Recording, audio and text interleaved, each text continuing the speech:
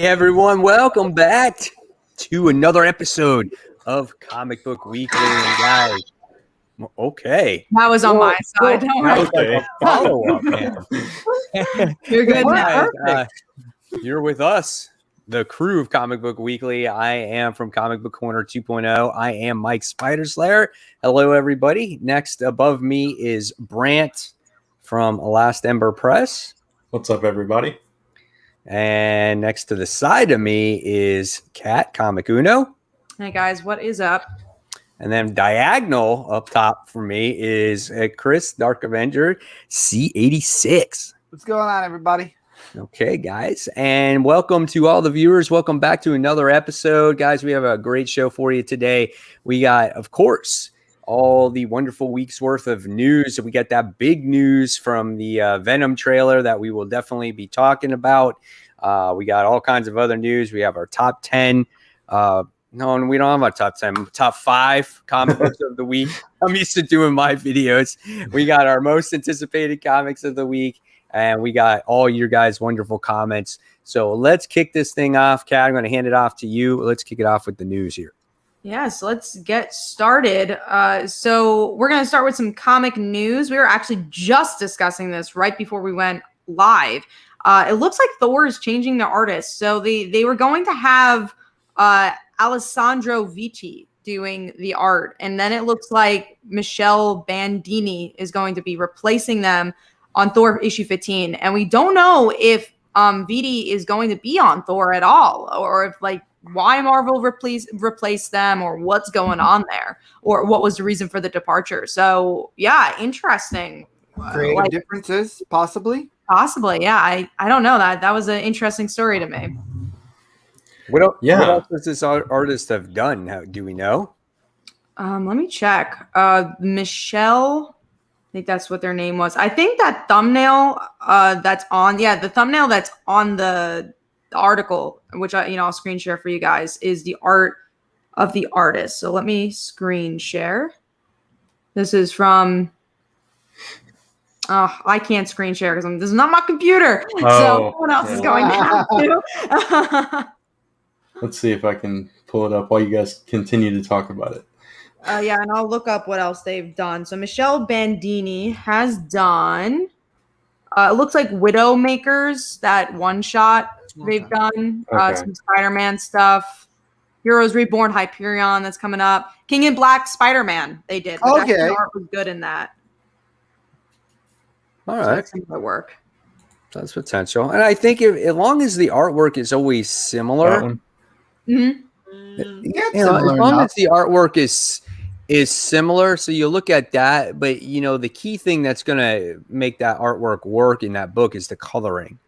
So if the colorist is there still, it might be similar in tone.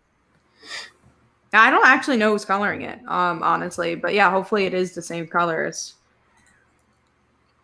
Any other thoughts? It's just weird changing, that quick.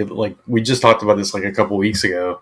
I think that, it was getting new artists, and I know Mike and I were excited because it's the Taskmaster artist, and it's okay, we like that book, so now it's this. So it's okay, that's pretty abrupt. So I don't know what. That's weird too. Yeah. Mm-hmm. So who knows?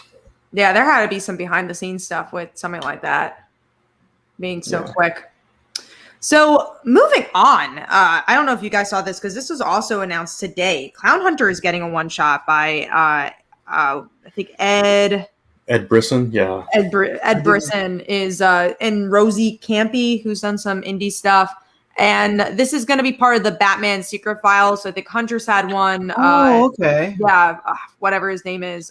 Duke is having another one. This is in the Secret Files, or these are single issues? They're in the Secret Files. Well, yeah, they're all one shots. So the Secret Files, from what it seems like, are going to be one shots of different characters. So Hunter has one, Duke has one, and now Clown Hunter has one. And honestly, as a Bat fan, I'll pick it up. And what's cool about that is that it's only one character in each book. So if you want to just get Huntress, you could just get Huntress instead of the urban legends that we've all been reading. We're all reading it because of Jason Todd, but it'd be kind of nice if it was just Jason Todd. Yeah, no, I agree, and I like Clown Hunter well enough. I don't know. It's those kind of one shots that you never know what you're going to get. Like if it's going to be just like this throwaway story, or if it's going to be, you know, tied to his past and his history or his future, what's in store. So I'd like to learn more about it at the very least. So. It's kind of funny too, like that you mentioned Clown Hunter on this. I totally forgot the character existed until you brought him up.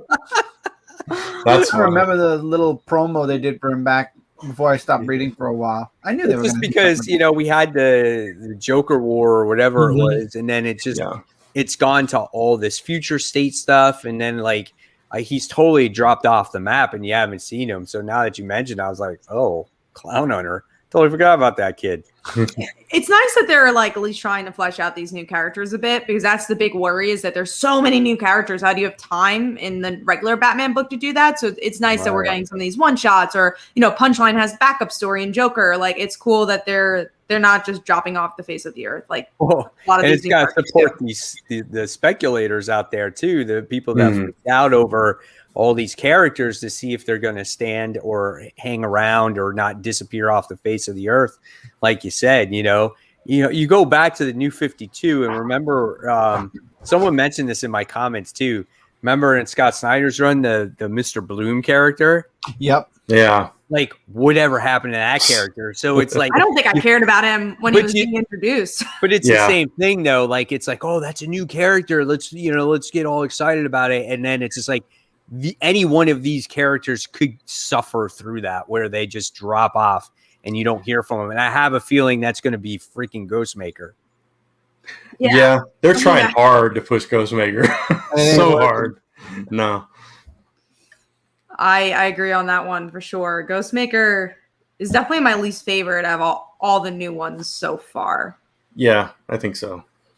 By far, honestly.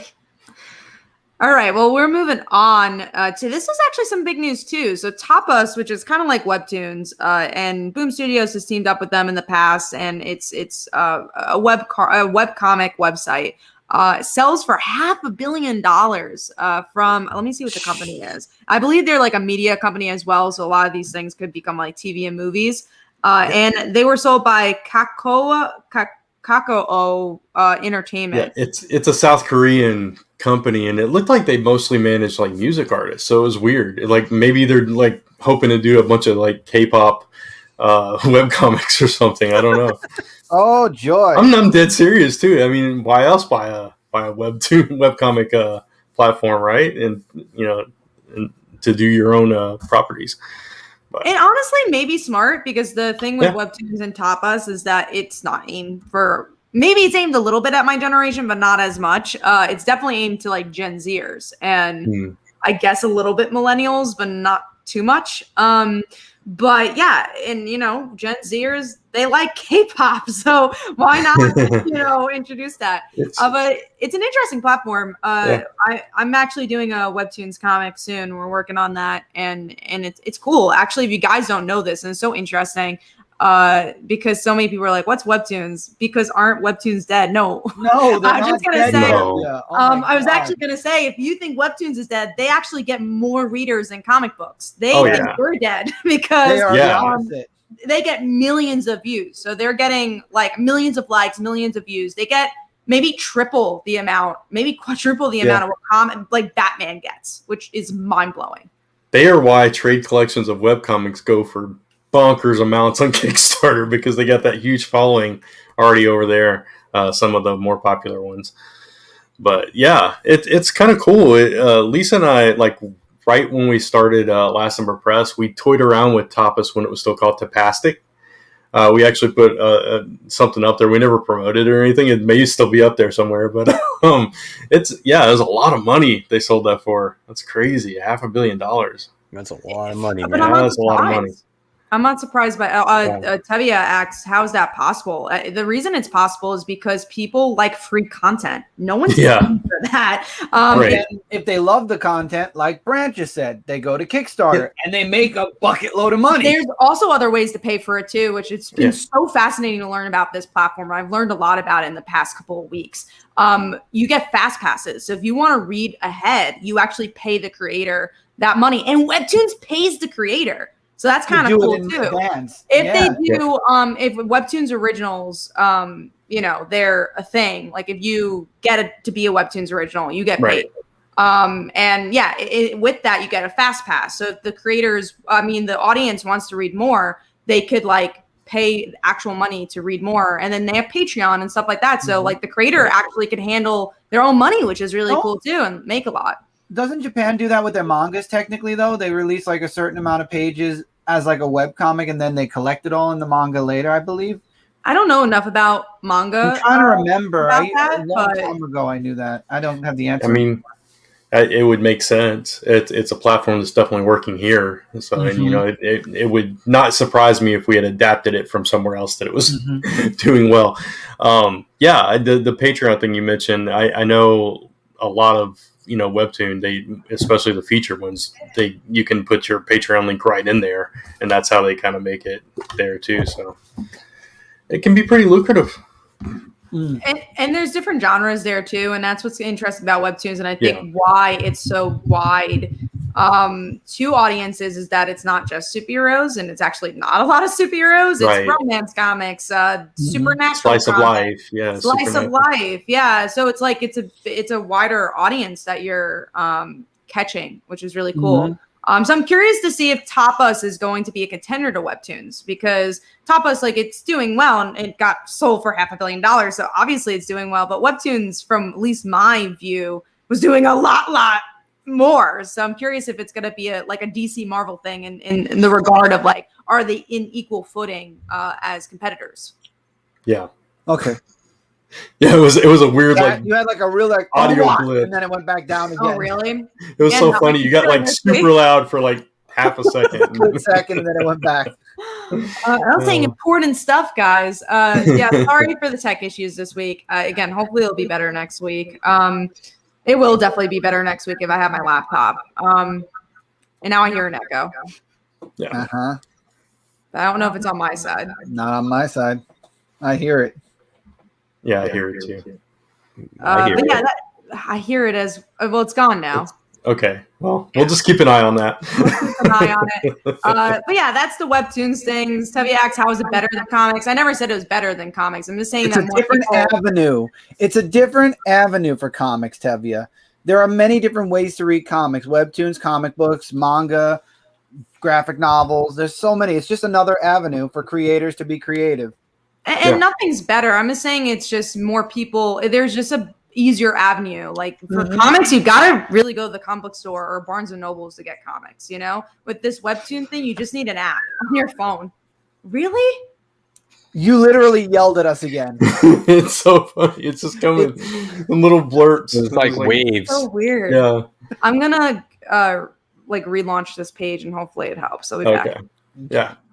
Yeah, but I was actually talking to somebody about Webtoons yesterday, actually, and it's true. It's a new avenue. It's a different avenue, and it's just really, it's booming. Yeah. Hi. Are you back? I think I'm back. Sorry. Sorry. Okay. I think we're here. See how this goes. Let's move on to the next thing. Except, does Mike have anything to say, or we're gonna move on? Nah, we can go on. Okay.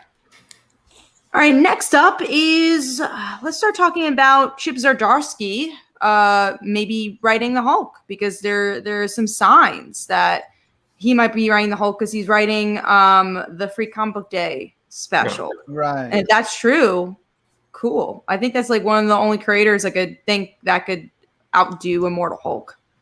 Okay, so I was going to ask, is this a new volume or is he taking over Immortal Hulk? Okay, new volume. Yeah. Okay. Yeah. Are we still in the horror genre, yeah. or no? Nothing's been disclosed yet? Oh, we don't know. Yeah. No.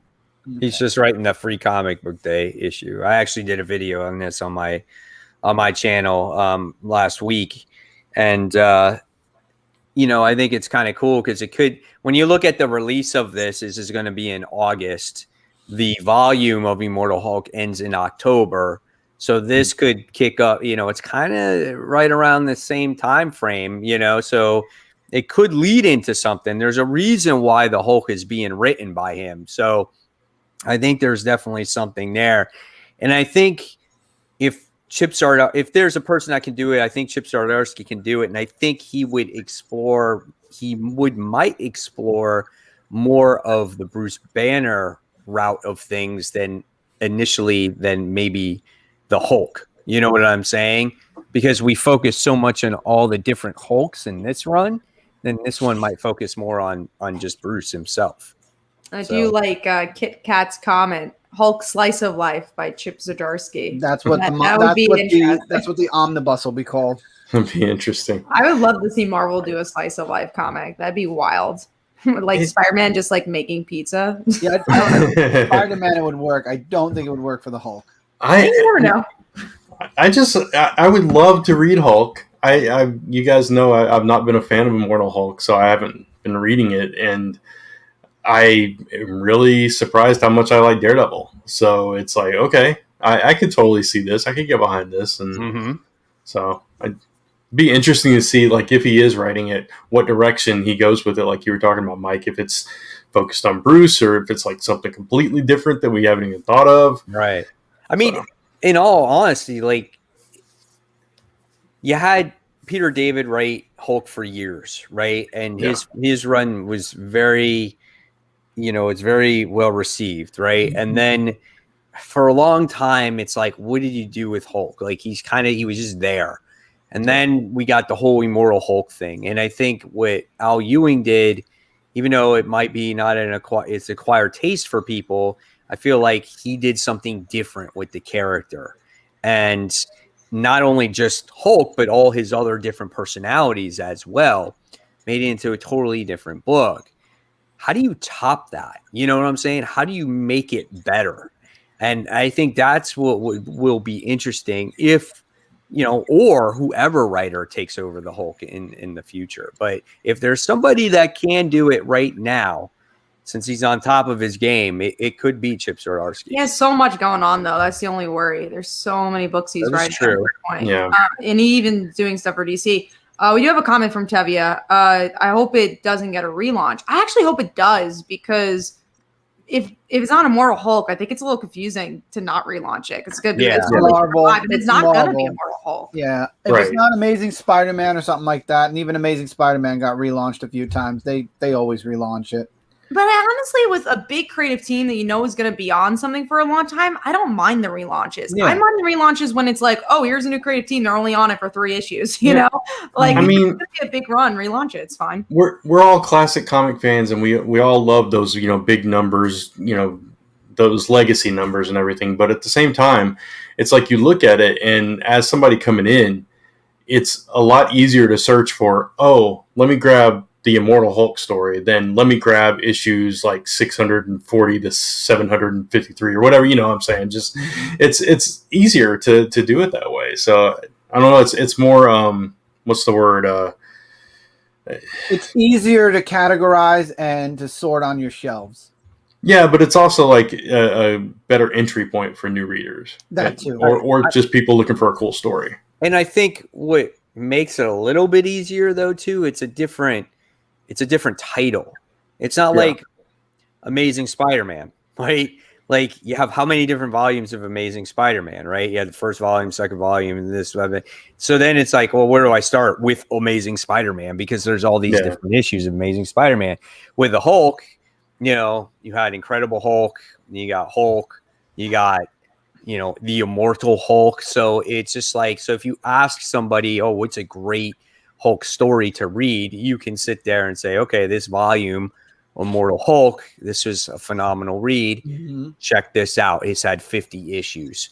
So at that point, you're going to be like, well, I'm not going to collect 50 issues. I can't find these 50 issues anyway. You're not going to, unless someone's collection sells. So you're going to pick up the trades or the omnibus when that one actually comes out. Yeah. Tevia mentioned Spider-Gwen. I actually think that's an example where it shouldn't have been rebooted. It should have been rebooted after the original run. But then because it was the same creator or the same writer and the same artist on the it book, was really, it was senseless to renumber. Yeah, then it's like, why did we get another volume? It's literally the same creative team. It's just more confusing. I think probably, and I'm just speculating because I'm not the one doing the numbers at Marvel, but I think probably in those cases, it's more like, hey, we need to amp up those sales a little bit. So let's start with a new number 1. I think that's and not call it Spider-Gwen. Let's call it Ghost Spider. Spider. Even worse. We do have another question here. Mike Manhattan asks, have you seen Jupiter's Legacy? I have not, honestly. I haven't even finished Invincible, guys. Let me get there. Yeah, Lisa and I watched the first episode. It was a little slow, but pretty solid. It was good. I didn't read the comic. Yeah, I didn't read the comic, but it hooked me enough to come back. Yeah. Yeah. I mean, I've been thinking about watching it, but I'm like, I haven't pulled the trigger yet because I'm trying to hear what other people are saying about it. So how many episodes is it?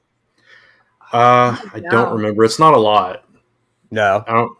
Yeah, it's like I don't remember exactly how many. Somebody in the comments tell us.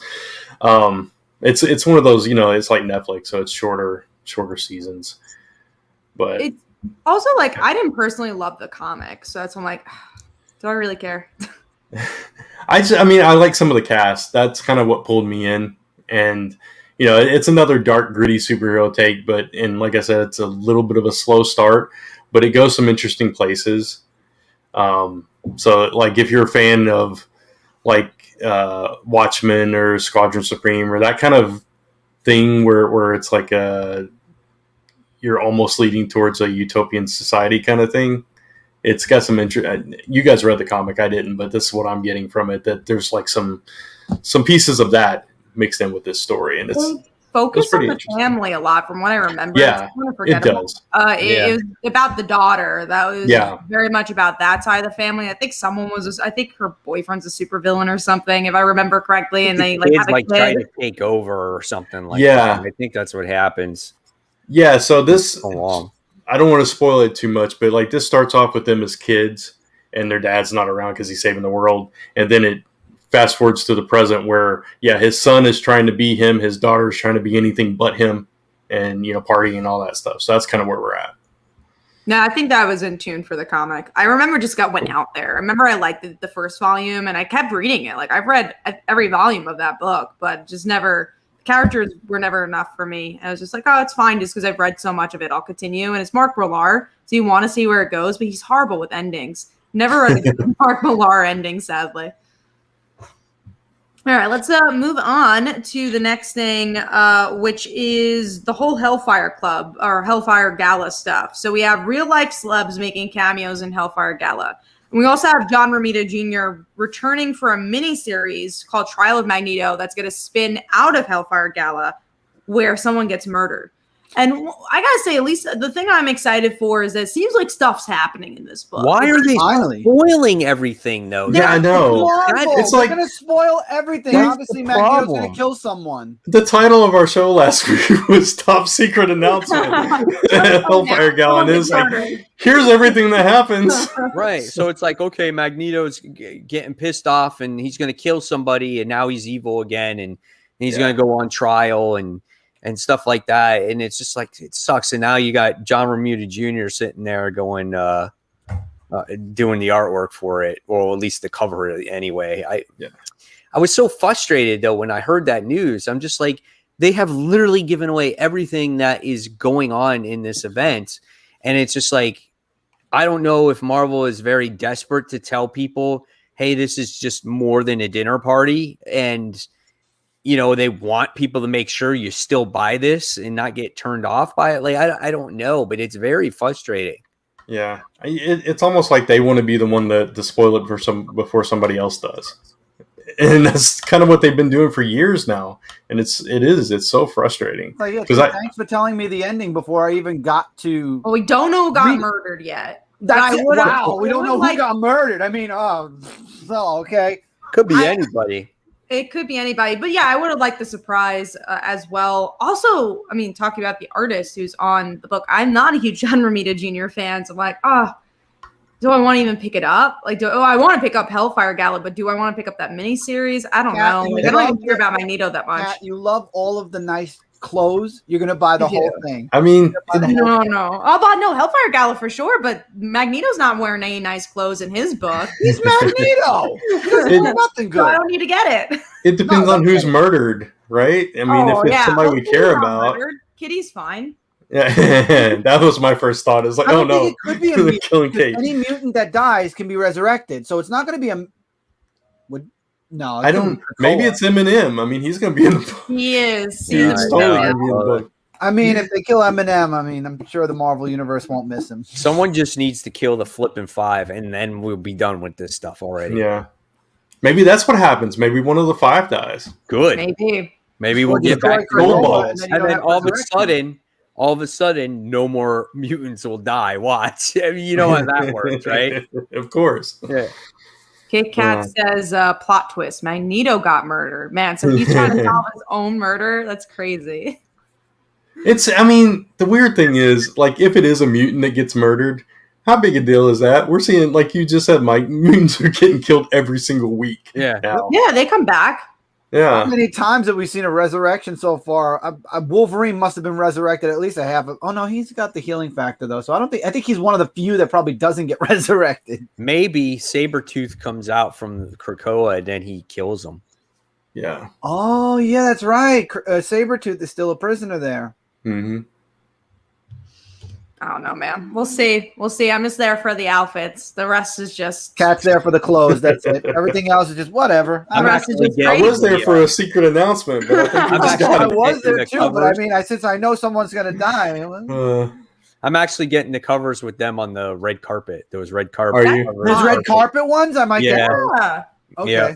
I The might get connecting ones. Those are the best ones. Again, connecting ones. Oh, now you sold me. I am buying this shit. I am definitely Getting the going gimmick. to buy it for those covers. I gotta get the best possible ones. Yep.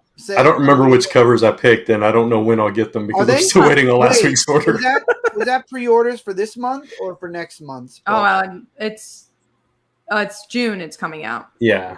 So that's this. Okay. Yeah. So my pre-orders for this month. I Okay. had to do it through my comic book shop because it's the final cutoff. So I had to do it to make sure I guaranteed those particular copies. Mhm. Yeah. Well, we'll be covering Hellfire Gala, so look forward to She'll that. be covering the clothes. We'll be covering. Oh the yeah. story. I don't know about the story, but the clothes will be on point. We'll be all like talking about plots and everything. And Kat will be like, "Yeah, but did you see what she wore? But did you see that collar? Did you see that collar? Did you see how her hair Or did was you done? see Emma? Yeah, did you see him? Yeah." I just want to see Emma in like different outfits in every panel. Like that's like Yeah. Oh my come god. true.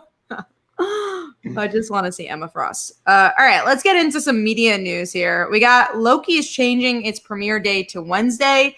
Speculations because Black Widow is going to come out during that period, and they want to make a big deal on Friday. So That's what I was thinking. yeah, so it's going to be Wednesday. I still haven't seen Falcon and Winter Soldier. I was less excited for Loki, so God, you've become like the biggest slacker when it comes to TV, man.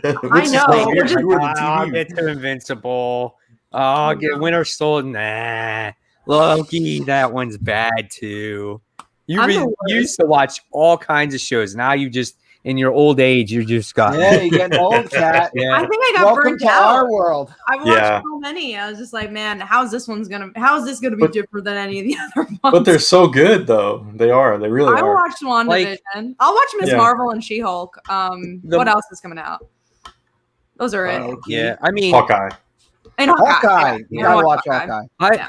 I think I'm warming up to Loki a little bit now that when you look at the possible like scenarios that could happen in the Marvel universe or cinematic universe based off of this show because of all the time traveling that's going to happen in this show. I think anything is on the table with this one. Yeah, the only thing that concerns me about Wednesday for me, because Lisa and I usually don't watch stuff throughout the week, is the spoilers. Coming out on Wednesdays, it's going to be hard to avoid anything that That's happens. true. Just try to stay away from it. I mean, that's what I did with some of the other shows that took me a little bit to start. I just don't pay attention to that. You know, I just look the other way. Yeah. And because I'm not going to watch it on Wednesday myself. I'll probably watch it on Fridays. Yeah. Anyway. So, sometimes you can't help it, though. Like I saw Falcon's outfit before I got to watch that episode. Yeah. It was like the first thing I saw when I got online. Yeah. But in all reality, though, like you already kind of knew what it looked like because you saw it in the comic book, right? Yeah, yeah. So you know, You guys gotta watch Harley Quinn. That's the only show that's on that matters. So. I tried it. Oh, you tried it and you didn't love it? I did not. I don't think I even finished the first episode. No, the pilot's not great, but there's a Damian. Okay. Get to the Damian Wayne episode, which is like episode 4, and you get to see like Damian Wayne being Harley's arch nemesis, and it's amazing. It gets so good. It's literally my favorite show on TV. It's the one I will not miss. People are asking about Star Wars: The Bad Batch. We answered that last week. None of us have watched it. We still haven't watched it. yet. Nope, I still haven't haven't. gotten to it yet. Nah. See, Kit Kat has good Instincts. Hey, Well, not Thank you. everyone can hate Harley Quinn. It's so good, man. It's so good. And everyone I showed it, look, Scott, he also says about Harley Quinn. Good stuff. Everyone I showed that show to, they love it, except Brant, man. Except Brand. Yeah. Get to that haven't Damian even- Wayne episode. I haven't watched it, and I don't have access to it. So Yeah, I know, because you don't have HBO Max, so Right. that does suck. Yeah, I hate that they did that. I mean, it's better than because they only had on DC Universe. And they also had on Sci-Fi for a while. I could only watch DC Universe on a Roku, so it was better for me to get HBO Max because I can watch that on anything. I think it just got offered to me on my VR headset. I just have HBO, so I automatically got HBO Max. And for the two people that made the face, the Oculus has YouTube VR, and they're putting other apps on there now. They didn't put Disney Plus, but HBO apparently is on there, I think, and a few other things. You could sit there and watch it like it's a movie. Kit Kat, depending on the week, I'm either creating a rift or I'm just agreeing with everybody. It's just, There's never It's weird. Which way am I looking? That way. I have a feeling this week, Brand is going to be on the Rip side. That's Okay. even with our top 5. I think he's going to be on the opposite side. maybe. Yeah, we'll see. All right, let's move on to the next thing, which is Blake Lively to star in Joelle Jones's Lady Killer from Dark Horse, which I actually have read all of Lady Killer, and it works so well as a show. If you guys don't know what it's about this housewife who kills people. That's literally what it's about. She's an assassin, and she's a housewife, and it's like regular life. And it's cool. That was Joelle Jones's first comic that put her on the map, and that's how she doing all the stuff she's doing now. She's doing Wonder Girl. I said now she's doing Wonder Girl. She's doing Wonder Girl. And I love Blake Lively, so I'm all for it. See, that's the part that I'm skeptical about because I don't love Blake Lively. The riff. No, I like Lady Killer. I didn't finish it. I need to go back and find it and read the rest of it. But what I did read, I really enjoyed. So I'm excited for the show. I don't love Blake Lively's acting. So hopefully she'll be okay. She, what I liked her in, there was this thriller. There was some shark movie she was in. She was really good in that. There are a lot. I did see that shark movie. I think. A Simple Favor and all those suits she wore. It's all that matters. She just wore all those suits. Here come the clothes again.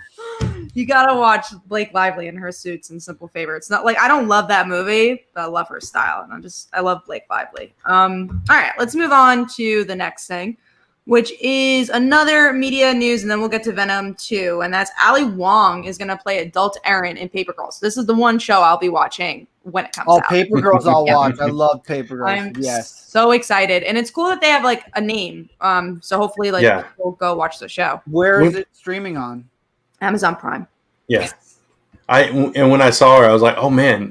Before I even read the article, I was like, she's got to be a adult Erin. She's got to be playing adult Erin. And then I was like, okay, that's Erin cool. or her mom. Yeah, I thought I saw adult Erin in that, and it was just I got excited. I was like, okay, this is gonna be cool. So yeah, this will be interesting how they do this TV show, man. Yeah, I am very curious about this. That will be the pilot. We'll definitely talk on this show because I think all four absolutely probably watch Paper Girls. So very excited. All right, let's get into our main topic, which is the Venom 2 trailer, and the topic being, will it be better than Venom 1? I saw Venom 1 the week it came out, and honestly, I had a fun time with the movie. I thought it was going to be so much worse than it. It's just fun. Don't take it seriously. And the trailer for this one looks exactly like that original one, but better. It's Carnage is finally there. Carnage. And also, that was the thing I didn't like about the first one. I was like, oh, how could you just tease Carnage? Why didn't you make that the whole movie? And then we finally have Carnage. I'm excited for this movie. Yeah, I just want to go. I am too. Carnage. No, you first, man. I was going to say Carnage, Woody Harrelson as Cletus Cassidy. It's like, oh my god, this is just like brilliant. And Venom, like just like popping out of him, doing random crap throughout the whole thing, and saying hi to the lady at the supermarket or whatever. Yeah, Miss Chen, and then it's like, you didn't get my chocolate. Can I eat her? What? It's crazy.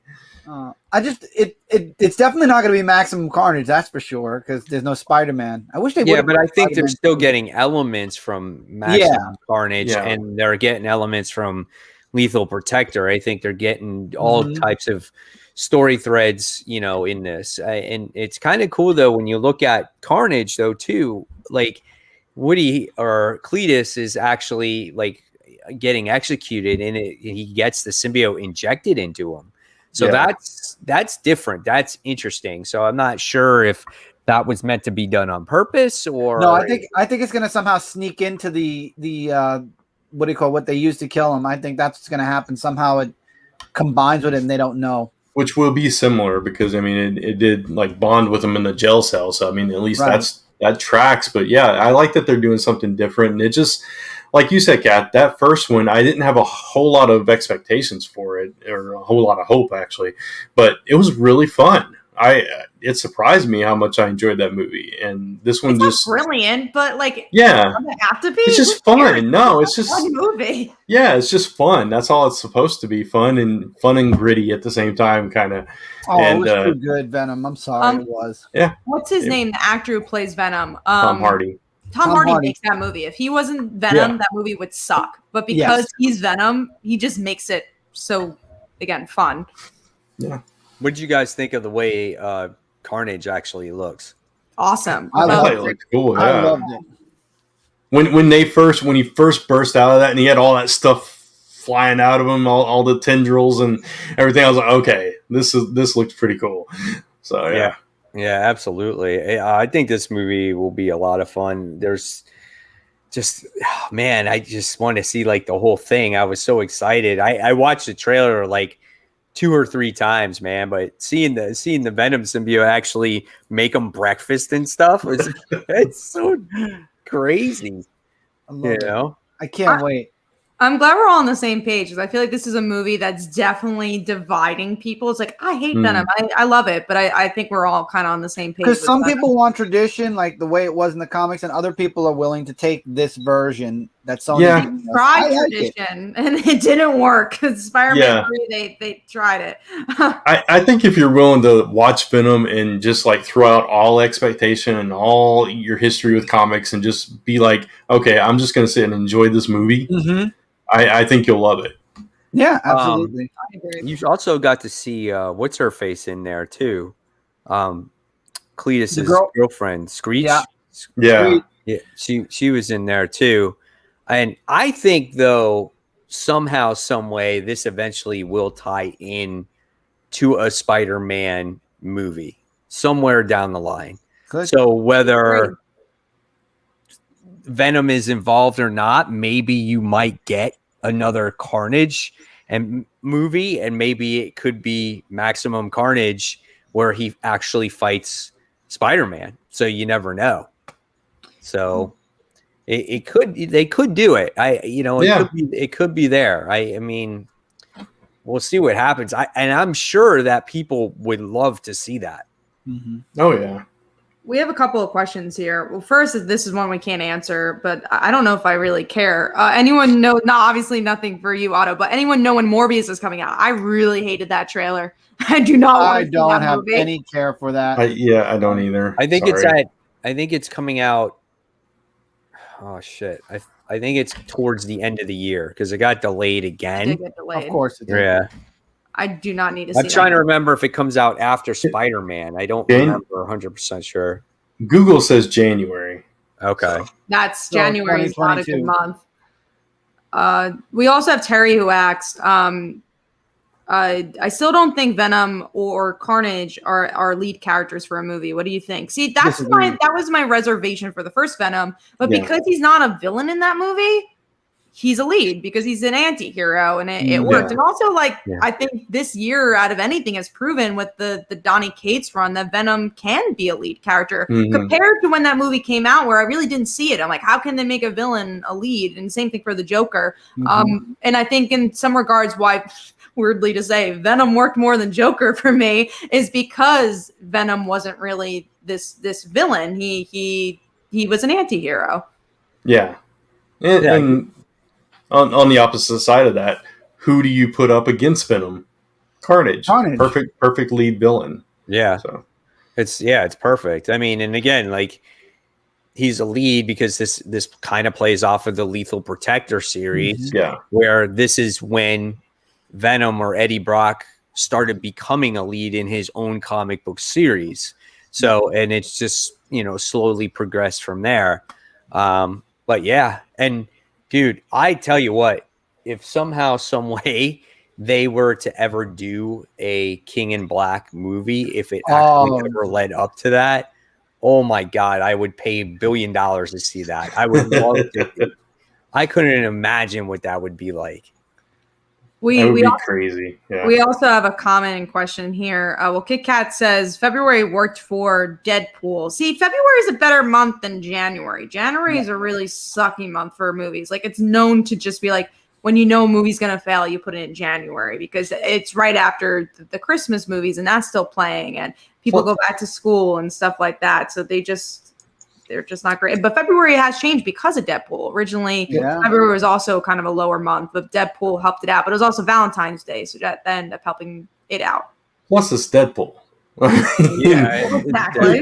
Deadpool, Morbius. I think Deadpool is like leaps and bounds. I think in many cases, though, if you were to stick a Marvel movie, not a Sony movie, but a Marvel movie in January, people will go see it. It just happens to be. But they never would do it though, because it would be shooting yourself in the foot, even for Marvel. Like, they would still make money, but they wouldn't make as much money as they would in March or May or more of a summer month, probably or November.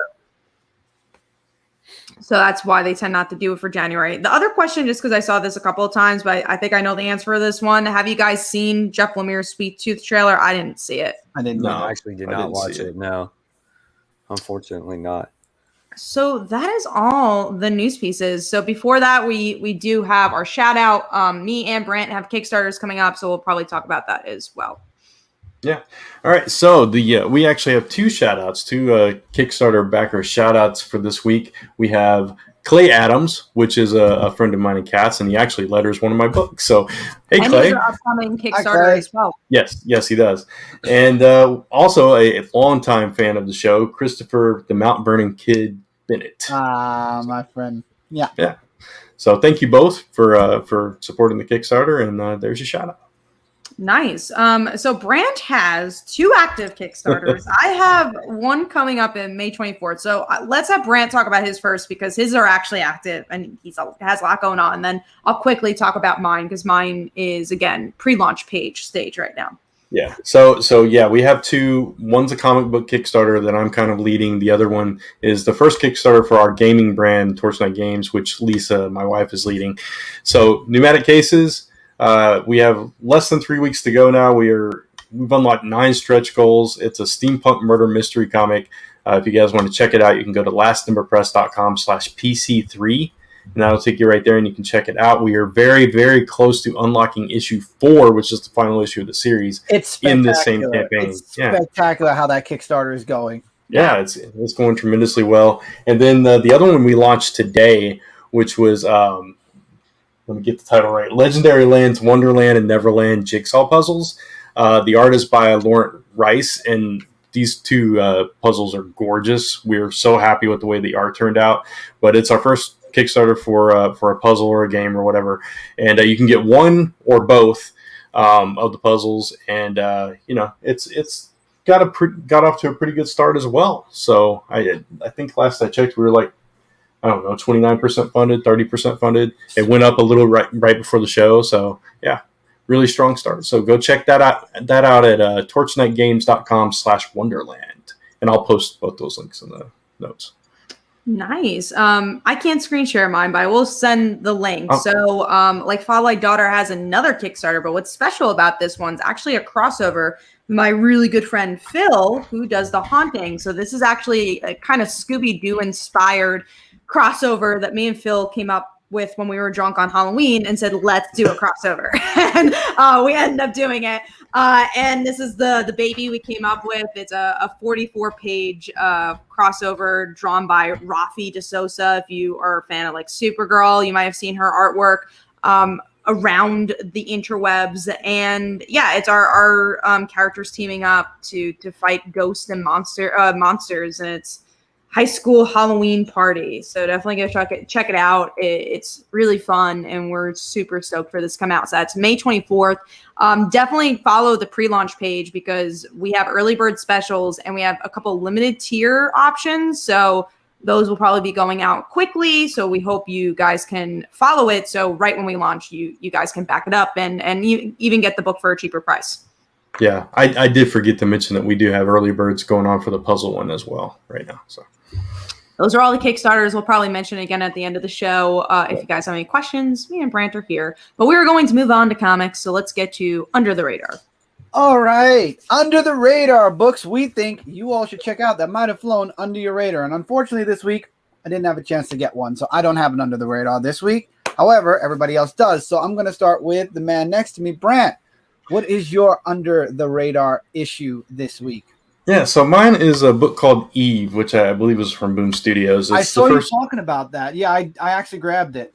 Yeah, it was the cover looked really cool. A little girl carrying a teddy bear. It seemed like she was going on some kind of adventure, so I tried it out. And it's an interesting story where this girl is on this island, and the only person there with her is her dad, and she's learning all about this, nature and different stuff. And the twist comes where she wakes up and she's in a tube. And she's been in there for like 20 years or something, and the entire Earth or the entire United States has been flooded. So like they're in Manhattan, but half of Manhattan's covered with water.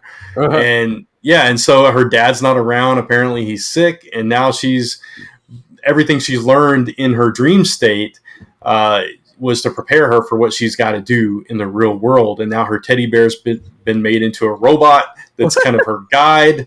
And so she's setting out on this adventure as this first issue. And so it was pretty fun. Yeah. Interesting. Very interesting. Yeah. And that's mine. Okay, so we're going to go on to Mike. What's your Under the Radar this week? Mine was a book that a lot of people knew about, but I'm not sure if a lot of people were going to invest in it. And this was Star Wars War of the Bounty Hunters issue 1. Yes, I read it. The prelude or the alpha, whatever you want to call this one. And I really, really enjoyed this book because this just kind of reminded me of The Mandalorian in many ways, the way it was written. The artwork was absolutely gorgeous, and the story starts off exactly kind of like the way I would want it. It's just like right away, Boba Fett's trying to deliver the carbonite to Jabba the Hutt, and then all of a sudden it malfunctions and it's going to melt. So he has to actually try to get it fixed, and in order to do that, he has to do a favor for somebody else.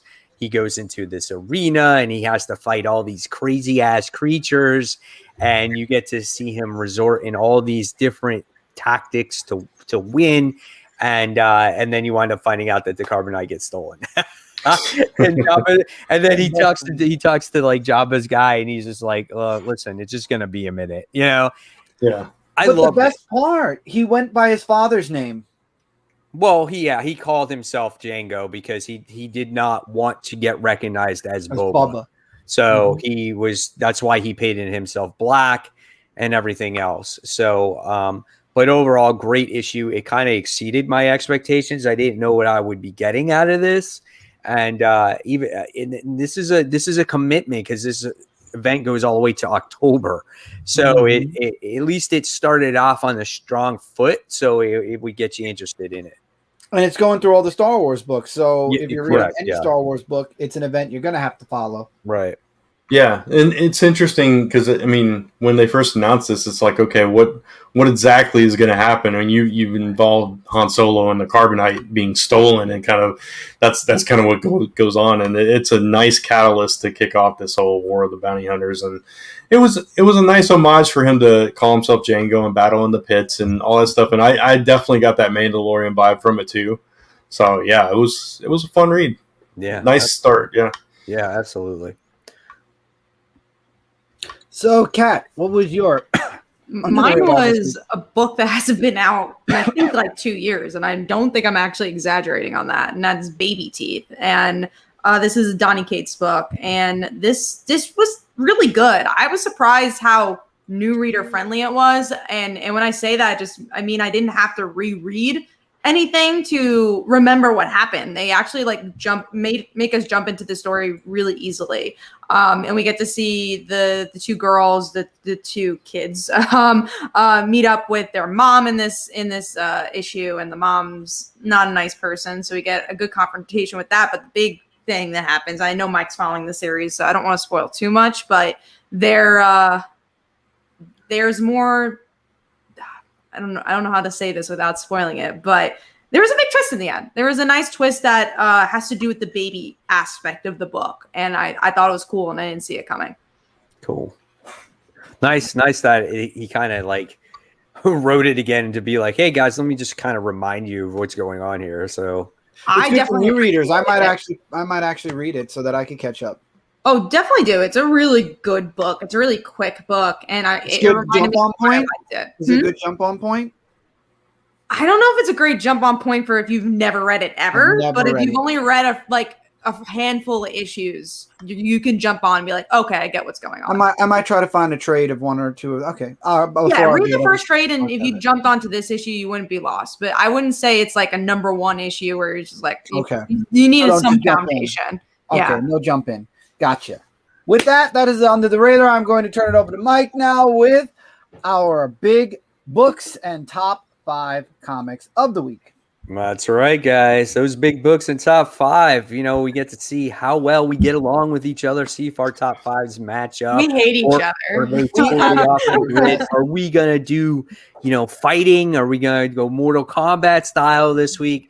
Last week, Brant and I had like 4 books that were the same, 4 through 1. I don't think this week it's going to be that way. I just have that feeling because I kind of went off the wall myself. We feel how Brant's feeling already. I kind of went a little bit untraditional myself this week, so we'll see what happens. But let's kick this bad boy off. We got spoilers, so just to let you guys know, for some reason, if you didn't read this week's books, well, too bad. You're about to get spoiled. So here we go. We got Heroes Reborn issue 1. This was the book that none of us were expecting to be good whatsoever. I even did a preview, video on it, and I was like, man, this is super cheesy. Like, is it meant to be cheesy? You loved it. And I think it was meant to be cheesy. I think it was meant to be written that way. I did not love this book. I did not hate this book. I thought it was better than I expected it to be. I thought the artwork was actually really good. And I found the story of what happened with the Avengers was interesting. Like how the characters were different in this world. Like what if Carol Danvers, didn't become Captain Marvel? Tony Stark didn't become Iron Man. He still has his job at Stark Industries. This is a normal Joe Schmo. Captain America is still stuck in the ice. Thor never found his hammer. So there's certain things that I did liked about it. The story did feel a little disjointed, though. I felt the dialogue was a little bit cheesy. And how the hell does Blade travel all around the world? Because that was never explained. He is a vampire hunter. Right? So. He's the vampire hunter. But you never see him fly. You never see him transport. He just goes from place to place to place to place. He's like, I traveled all around the world. Yeah, he was just in one place at 1 minute, and then he was clear across the world in the very next panel. It's like, wait a minute, you were just okay. Time has passed for sure. Well, the thing that was difficult for me for this is that I think I would have liked this more if this was an Elseworld miniseries. Like if this was not an event and it wasn't like had so many tie-ins, I think I would have had a better time reading this. But knowing this is an event that's supposed to connect into things and again, it's tying into this. And change the universe. And changing the universe. Exactly. Like, yeah, this is a different universe. Like, I don't know how it's connected to anything. So I'm like, I'm not reading Avengers. I felt unconnected to it. It wasn't a bad story. I do agree with Mike where it's like, oh, this wasn't bad. But I'm also like, I had no investment.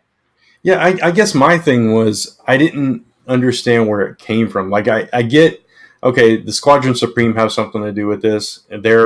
Their whole thing was they came from a utopian society where they were basically these types of characters in their world. So it's like, okay, they want that here, but there was no clue or no lead up, at the least that I knew of, that kind of pointed to this happening or how it happened or why it happened. And all we got was Blade knowing that something was different and trying to convince himself that he wasn't crazy. And but I did like the way that they explained why those characters didn't become who they were and how it all tied back to Captain America not being found and thought out. It was kind of the butterfly effect of him not being found that kind of changed everything, which was exactly. So that was cool. I guess I'm kind of in the middle with it too, like both of you. I would have rather have been a what if story. I'm feeling that this is. You can't, I mean, it's one issue and you can't you got to exactly. You can't guess yet. You'll find out why things are like they are by like issue probably 3 or 4, right? And you'll probably figure that out. And whether it truly does have ramifications in the Marvel universe is still yet to be determined, right? Yeah. So we'll see. But at least it's better than what we expected. At least it was entertaining. The thing that I'm worried about was, has it already peaked and is it going to go down from here already? It's and I hope that's not the case. It's Marvel. It wouldn't surprise me. I think I'd rather read the tie-in zone, and you'll see in the shopping block, I guess, revealing. I'm not going to pick up issue 2 just because I don't really want to invest in this event, but I will pick up more of the tie-ins, I think. Like Spider-Man, 100% picking up. I'm going to try giving more of those a chance because I think that's where it's going to be a lot of fun. That might be where a lot of the meat from the stories that we're going to be getting after this event is going to be coming from. Yeah. I think I've already pre-ordered the entire miniseries, so I'm kind of stuck with it. Yeah, I'm gonna get Spider-Man and Spider-Gwen probably. I'm gonna get that, and I think I'm gonna try out Champions. Like I do want to try out that book. Yeah, I'm the first Heroes Reborn. It can't be worse than that, right? So, this is different from that. This is though already different from that whole situation. Yeah. So it's like, I mean, one of my favorite stories of all time, and I've talked about this with you guys and with our viewers before, is Age of Apocalypse. I love that original story, and this has got a lot of similar notes. One thing changed the entire universe. One person remembers what's going on, is trying to figure it out, and trying to tell everybody else, and thinks they're crazy. It's very similar in that regard. So, yeah, I'm going to stick with it. We've definitely seen it before. Radio brings up a good point. Give a Carol tie-in. Yeah, that would be cool. I don't know why Carol doesn't have a tie-in. You have to keep me updated on it. All right, so that was Heroes Reborn issue 1. So let's talk about Miracle Molly and Batman issue 108. Now that's a character introduced right. Yes. Yeah. 100%. They gave her a lot of depth right from the start, and I was very happy with that. That has been the best introduction to a character out of all the characters that he has done so far. And I feel like out of anybody here, maybe she's the character that could have the most legs going forward, because obviously we got to deal with Future State. This issue focused on the Future State aspect with Peacekeeper issue, Peacekeeper number 1, and I didn't see that coming at all. I did not see that coming so quickly on how they introduced him as a character as well. So, very cool issue. Besides that freaking god dang whatever story that was at the end with I Ghost did not read Maker, it. yeah. Yeah, I did not read that. I did, unfortunately. Oh no. It was not nearly as good as the first installment, which was just okay. Ooh. Yeah, that's something. Yeah, I did not read that. I still don't love the Peacemakers, which is it's in my top 5. It's not like number 1. But yeah, Miracle Molly, I love him. Me and Brant had this in our panels. Like, I love that she knew he was Batman. And this whole conversation, and like how chill she was about it. Like, she's someone I haven't seen in the Bat universe, and that's cool and different. And I liked it. I'm excited to learn more about her.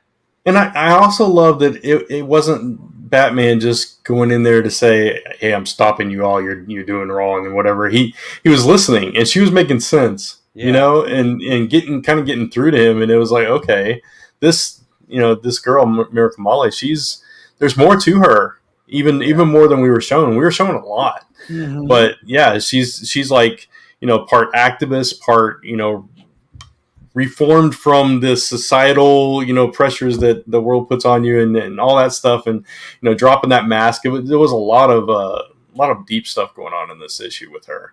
And I love her being chill as well. So I really like this character. And Bruce was pretty cool about it too, because he realizes they're not evil in any way. They just kind of got their own way of doing things. It's like, it's like they're a group that's kind of like they go between the lines of things, you know what I'm saying? And so they're kind of in that gray area. And so he's just making sure that they're in the right spot. And I loved her. And I can't wait to see. It's just like Kat said, I can't wait to learn more about her as a character. So yeah, great issue though, besides Ghostmaker, so we can get rid of him. All right, so let's move on to the next solid book here, Nocterra, not Nocturna. And actually Nocturna was actually in Suicide Squad this week, and I'm like, I got my Nocterras and Nocturnas all mixed up this particular comic book week. But Nocterra issue 3 was another really cool book once again. We kind of got the backstory of how the parents changed, and it really was a foreshadowing towards the ending of that issue of her brother actually taking that turn for the worse. And then all the stuff in between was just real action packed, 18-wheeler ride of trying to avoid the, what's his name? Bill? Blacktop Bill. Blacktop Bill. Yeah. So I thought it was a lot of fun. I love this series. I really, really do. It's a lot of fun for me. I love that Blacktop Bill was apparently this force before the dark even came. So it's like he goes way back, and it's like, okay, so that adds even more layers and more twists to this myth or a legend. Like it's just, he's weird, man. Yeah, so how does he tie into this whole thing? There's got to be some kind of connection. And that turn at the end with her brother is like, oh man, that was that close-up shot, and he opens his eyes. It's like, I love you very much. And it was like, oh, that's so creepy. That made it. I really like the reason I like issue 3 more than issue 2. I think it tied back to that connection of the parents in the past. That was like the character story I enjoyed in issue 1, the family aspect, and then you bring that again in issue 3, and then the whole "I love you" idea is like, oh, but he's not saying "I love you" to her; it's to this darkness, and it was an interesting issue. It's a very different book. It's out there in a good way. It's so good. Like, and it's just everything about it, though. It's just like the pacing, the way the story is told, it's just like you're always kind of into it. Like, they don't do a whole issue of the family in the past. They'll do like 2 pages. Yeah, and I like that. To that, and then it goes to the action, and then it goes to something else. Like, I really enjoyed it, and the artwork is so good in this book. And man, it just pops. I wound up getting I kid you not, 3 different covers of this particular. I saw your haul. Oh yeah, did you? I mean, I love them. This is a good book for me. I really enjoy this one, and I think why is because it's just not. Actually, it's not overwhelming either. He kind of keeps Not it too to the expositionary. to these main characters in here, and it's not a ton of dialogue, and it's just I could see this being a movie for sure or a show. I think a show, yeah. It has a lot of TV show vibes for sure. I hope it doesn't go off the wagon because it has a really good start right now. But sometimes knowing Scott's writing, he does tend to do exactly what you just said. Like, here's a character you've never seen before. Let's explain them. Yeah, exactly. So Noctera was awesome. So looking forward to that. So with that being said, let's go on to our number 5 book of the week. And my number 5 is a book that no one else reads here. I know that is ENIAC issue 3. We're getting Where's that from? That's from the Bad AWA. Idea. Oh, it's Bad Ideas. Okay. Yeah. Oh, bad idea. I'm sorry. So like I said in the past, it's about this computer that was created in like the 60s or whenever it was, or 50s. No, even older than that. I think it was a World War II or something like that. And it's been slowly getting smarter and wants to take over the world. It's like a Judgment Day type of thing. And there's these secret operatives that have been hired to take ENIAC out. And they have to do whatever it is means necessary to take out this computer. So whether it's getting rid of any electronic device that they ever have had, they got to get rid of it. If they got to meet a secret person naked, somewhere in this, like in the middle of the beach, they have to do it because you got to assume that this computer is searching for you and will find you no matter what. And they only have like 2 days to complete this mission, and otherwise the world is done and over with.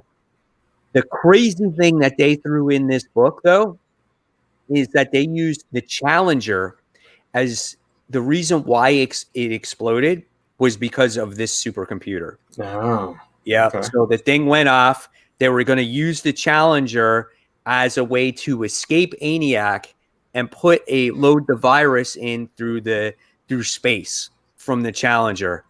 Somehow, some way, it got into the Challenger and it made it blow up. That was some crazy shit right there.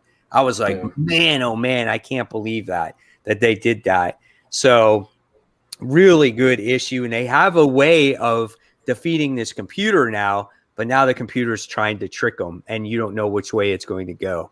So well written, this book. It's so good. I didn't think I would like it that much, but it really has surprised me overall.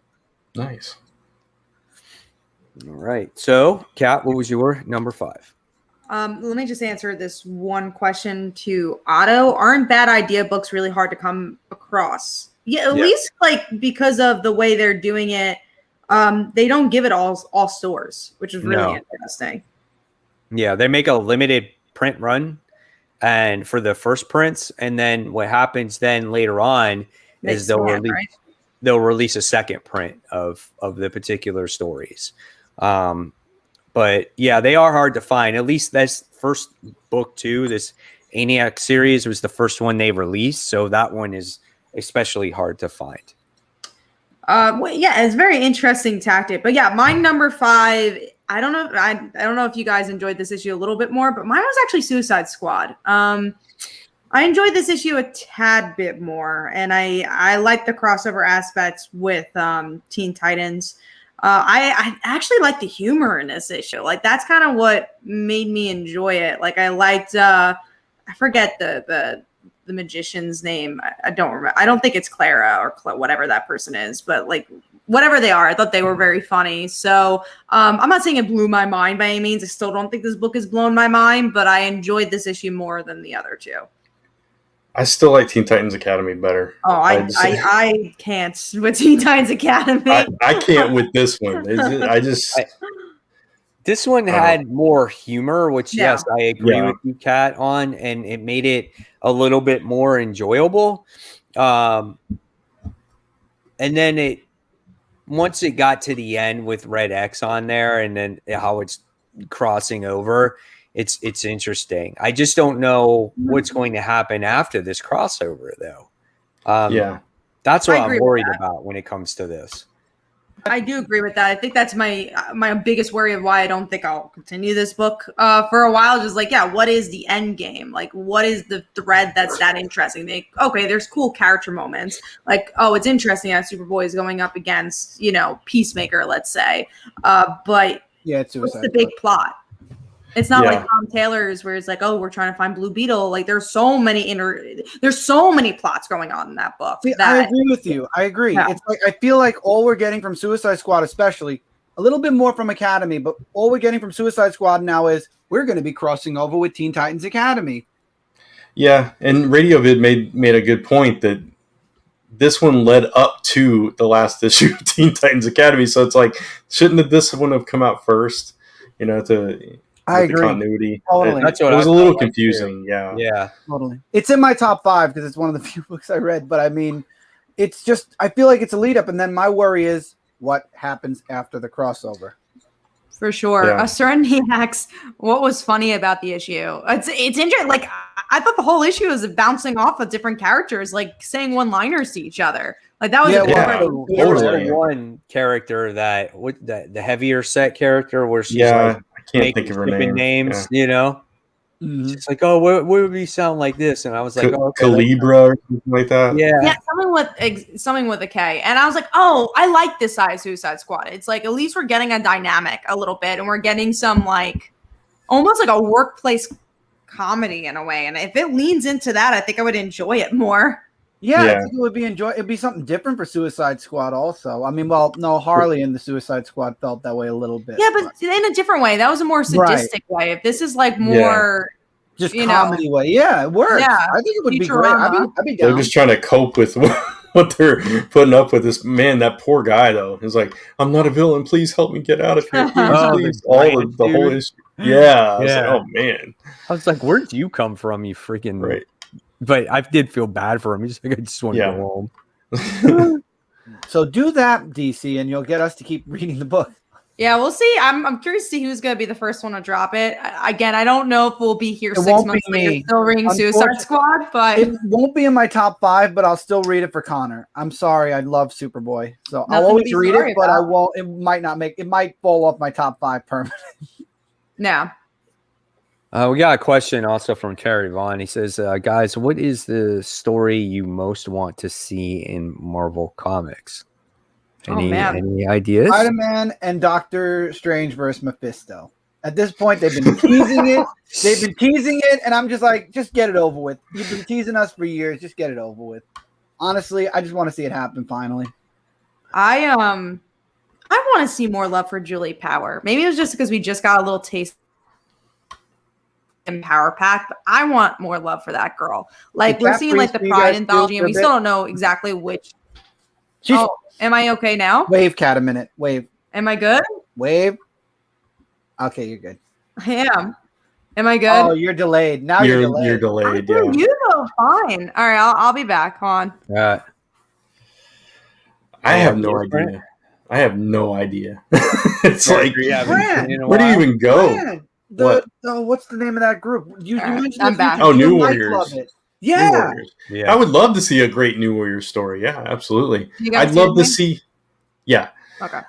I'd love to see like some of the kids from Champions just become New Warriors. Just Oh my be God. You different. just want that name and that's Sam, it. could you imagine? No, Sam not just the becoming name. a new warrior. Who? Nova. Oh, Sam. No, yeah. Okay. Yeah. That's exactly. I would like them to have a completely different story and completely different mission under the New Warriors name. Yes, I would love that. I don't know what that story and that mission is, but not what we're getting in Champions. Hey, Nighthawk could be like the cyborg to the team. Like he could be like the leader. leading Like the next good generation. Night Thrasher. Good teen stories would be nice. I I'm feel like sorry, there's such side Yeah. side characters. They tried with Outlawed, but didn't quite No. work. Yeah, but it still goes back to the same mission. You know, it just I don't know. It's become boring and stale because it's Yeah. Right. That's a tough one. It's a tough question. I mean, mine's easy. I just want Nick Spencer off at Spider-Man. I just want Spider-Man back. That's easy one for me, but it's the predictable one. I mean, I would have to sit down and think about it. And you know what I want my Marvel comics to be? where I can hold them and the friggin' ink doesn't fall. Yeah, that would be nice. Right? We can That make would a be story nice. about that. Still like that? Yeah, Yeah, not that's as bad. Some Not of as them, bad. not as I've been- bad, but some of them are. Yeah, I've been paranoid to hold. I read my Marvel comics digitally because I'm paranoid that my fingerprints are going to There's be. a I lot hate of to like tell things you. happening, like printing issues of like little runs, like on Please Heroes hold on. Reborn. Like you see that little white. There's a lot of that. Oh, happening. yeah. That ruins it. Well, I I got mine. my my Spider-Man series though, that series seems to be the cheapest quality paper though. You know, your Spider-Man? flagship book, and it seems to be the cheapest quality paper. Yeah, no, I agree with that. I'll very much agree with it. I don't know, man. Yeah, Marvel needs to step up their game with that. I think, yeah, what I want to see is more of the B-list heroes, C-list heroes getting a spotlight. But I actually think Marvel does a pretty good job at that. They just don't last very long. Like they'll just give it for like 2 issues. And I was saying before I got cut off on my own computer. Yeah, I would love to see like Julie Power, like Power Pack, stuff like that. Like I want to see them get a bigger spotlight because that Power Pack series was so much fun. It was so good. Yeah, it was. I wish they pushed it a little bit more. I want to see a Taskmaster Volume 2. That's what I want to see. Yeah, something like that. Just like that's what's Yeah. fun. I want to see more of that than like 20 Heroes Reborn tie-ins. Yeah, that's true. I agree with that. The only All 2 right. variants I got this week. There was the Heroes Reborn one. Did you get this one, Mike? Yeah, This is the one you I think got. I got that one too. I got that one. Got it in And, hand yet. but- Miracle Molly one. I got this. I did get the Miracle Molly. I cared so little about Heroes Reborn. I was like, I don't care. It's gonna be whatever. But look, the cover is so Yeah, cool. Power Princess cover is really It nice. looks like Wonder Woman. Yeah, It does exactly. look like Wonder Had to get Woman. But I don't care about Squadron Supreme. So if I have her in my collection, I'm like, whatever. You guys want to read a good Squadron Supreme story? Go find I think it was Straczynski did Supreme Power several years ago. It was really good. cool. For some reason, the only book I didn't want, I actually got like the secret variant for. Which book was that? Spider-Man. The nonstop Spider-Man one. Oh, Apparently, right. I You're was telling us about that. congratulated, and I got like the. This is a cool cover. It is. It was worth it. All right, so let's move on. Brant, what was your number 5? Mine's Amazing Spider-Man. Let's talk. Let's talk. But- well, we know but- why. I was about to say, in my defense, it's Yeah. mainly because of the art. You know, Yeah. I'm We know so why. excited I for do want to talk Federico. about the art though, because Yeah. what was interesting, I do like his pencils a lot, but you know my opinion a little I bit. know on you don't like the photo. lens flares, yeah. But he also I like makes actually things like this snow. issue. He also makes things like snow indoors. Like there's all these white particles where I'm like, why is it snowing?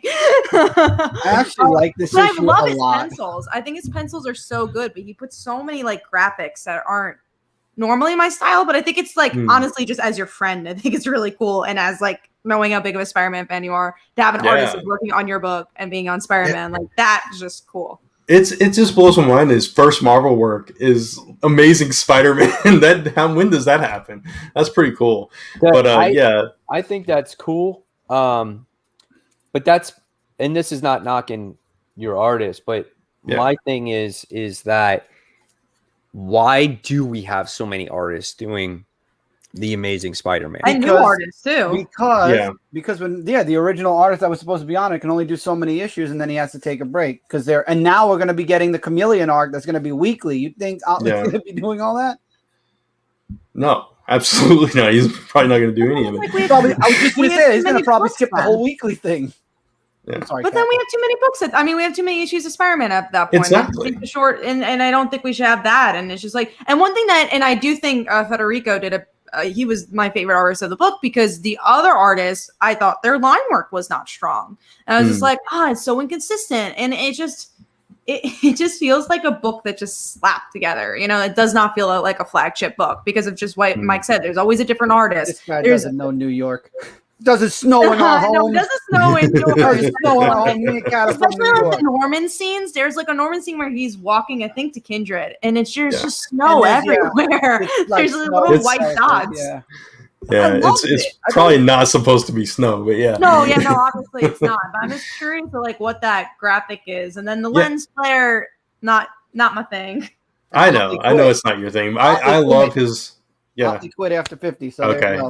I absolutely love his art, and so I'm just stoked about it. So if you guys want to see more of his art, Last Ember Hunted will be out soon. It's going to be headed to the printers very soon. I actually think, and this is not saying is just your friend. I think he does a even better job on your book. Oh, thank you. I think because it's also a lot brighter, your book. So it's just like this was a little bit darker, so it's like a little hard to see stuff. But yours is so bright and youthful. It's cool to see it in that book. Yeah, but beyond his art, I mean, you guys know that I've enjoyed this particular arc that's going on. So I had fun with it. I like that, he's going off hunting for Boomerang. That's cool. And we got a little bit more resolution with the kids of Tombstone and Robbie. And so I had fun with it. It's better than what we had been getting. So I'm happy with it right now. Where was Spider-Man? Could be happier. Spider-Man was hardly He was there. He had Gog on a leash and he was going after Boomerang. I thought that was okay that those two made up, in a way, you know what I'm saying? But when I look back on it, I'm like, where has this title gone? Like, it's gone everywhere but where it should be going. We've gotten a blue and white Spider-Man. We got this cog creature. Like, we got all this stuff, and it just doesn't mean anything. It doesn't mean anything, and nothing has been accomplished in this series. Yeah, 100% agree. And that's what's frustrating about it. The end of this book, I was like, you need some serious backup. All the characters kind of make sense here, except for Wolverine. Why is Wolverine in the book? It's the new Avengers. It's Bendis' new Avengers. That's exactly what it is. Is that what it is? Yeah, he was calling because that was his new Avengers team when Spider-Man was on the Avengers. Yeah. Oh, okay. So that's why they're all there. I got that, and that was kind of a cool nod. Wasn't there one where they crossed over? I think it was Luke Cage's book. Was it where there was an issue with Luke Cage and Iron Fist, and he called him Wolverine? Yeah. And Spidey and everybody else. I forgot what book. I forget what it was too, and it was probably during some event. Yeah, it was. Yeah, and they all got together. It was Wolverine. That when Wolverine died, they were looking for his DNA. It was. That's what it was. Yeah, you're right. So I remember that. Yeah, the search for Wolverine. Mm-hmm. Yeah. So I don't know. I agree with you guys that nothing's been resolved in 65 issues, and it definitely needs to be. But I'm still enjoying it. I'm over the moon with the art, and this story has been fun for me at least. I'm just glad there is a Spider-Man fan out there right now than I am what's going on with Peter. So I love this issue. I didn't catch any of that either, Chris. I'm sorry. I'm more invested in Robbie's son. And now the Avengers being there than anything else in the book. Oh yeah, I agree. I agree with that too. Yeah. What did you say, Kat? Oh, I was just saying I'm glad there's a Spider-Man fan out there that is enjoying it. That it shows that everybody has different tastes and sure. Of course. I'm glad you're enjoying it and there's you're getting something out of it. Yeah. All right, Chris, what's your number 5?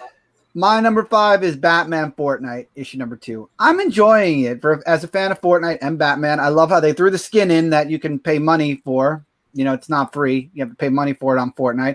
But I love that they threw that skin in. I love how the story's still developing between him and Catwoman. You have Harley Quinn, who was the unlockable from issue 1, now in that issue.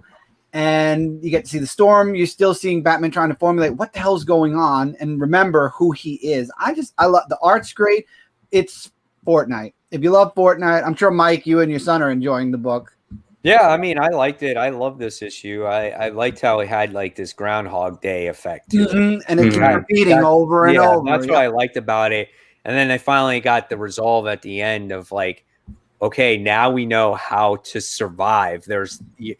We have to be the last person standing, period, when the storm closes in. There can't be two people. And finally, you got that resolve at the end of that particular issue.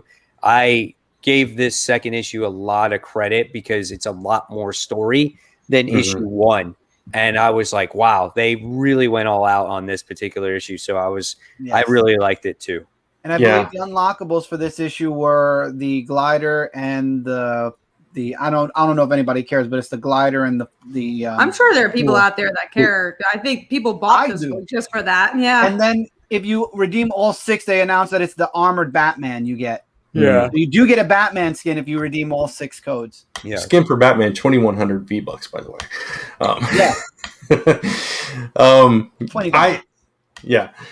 I love this book. I am not exaggerating personally when I say this is what every single comic book and video game crossover has ever wanted to be. So I think it's the perfect blending of both worlds, and that's why. Because Fortnite, yes, it's a simple concept. A bunch of people are thrown onto an island to fight to the death, basically. But you throw in Batman and this whole Groundhog Day thing, where he's having to leave himself notes on his armor and this cabin that he's found in the woods, and every single day try to reconnect with Catwoman.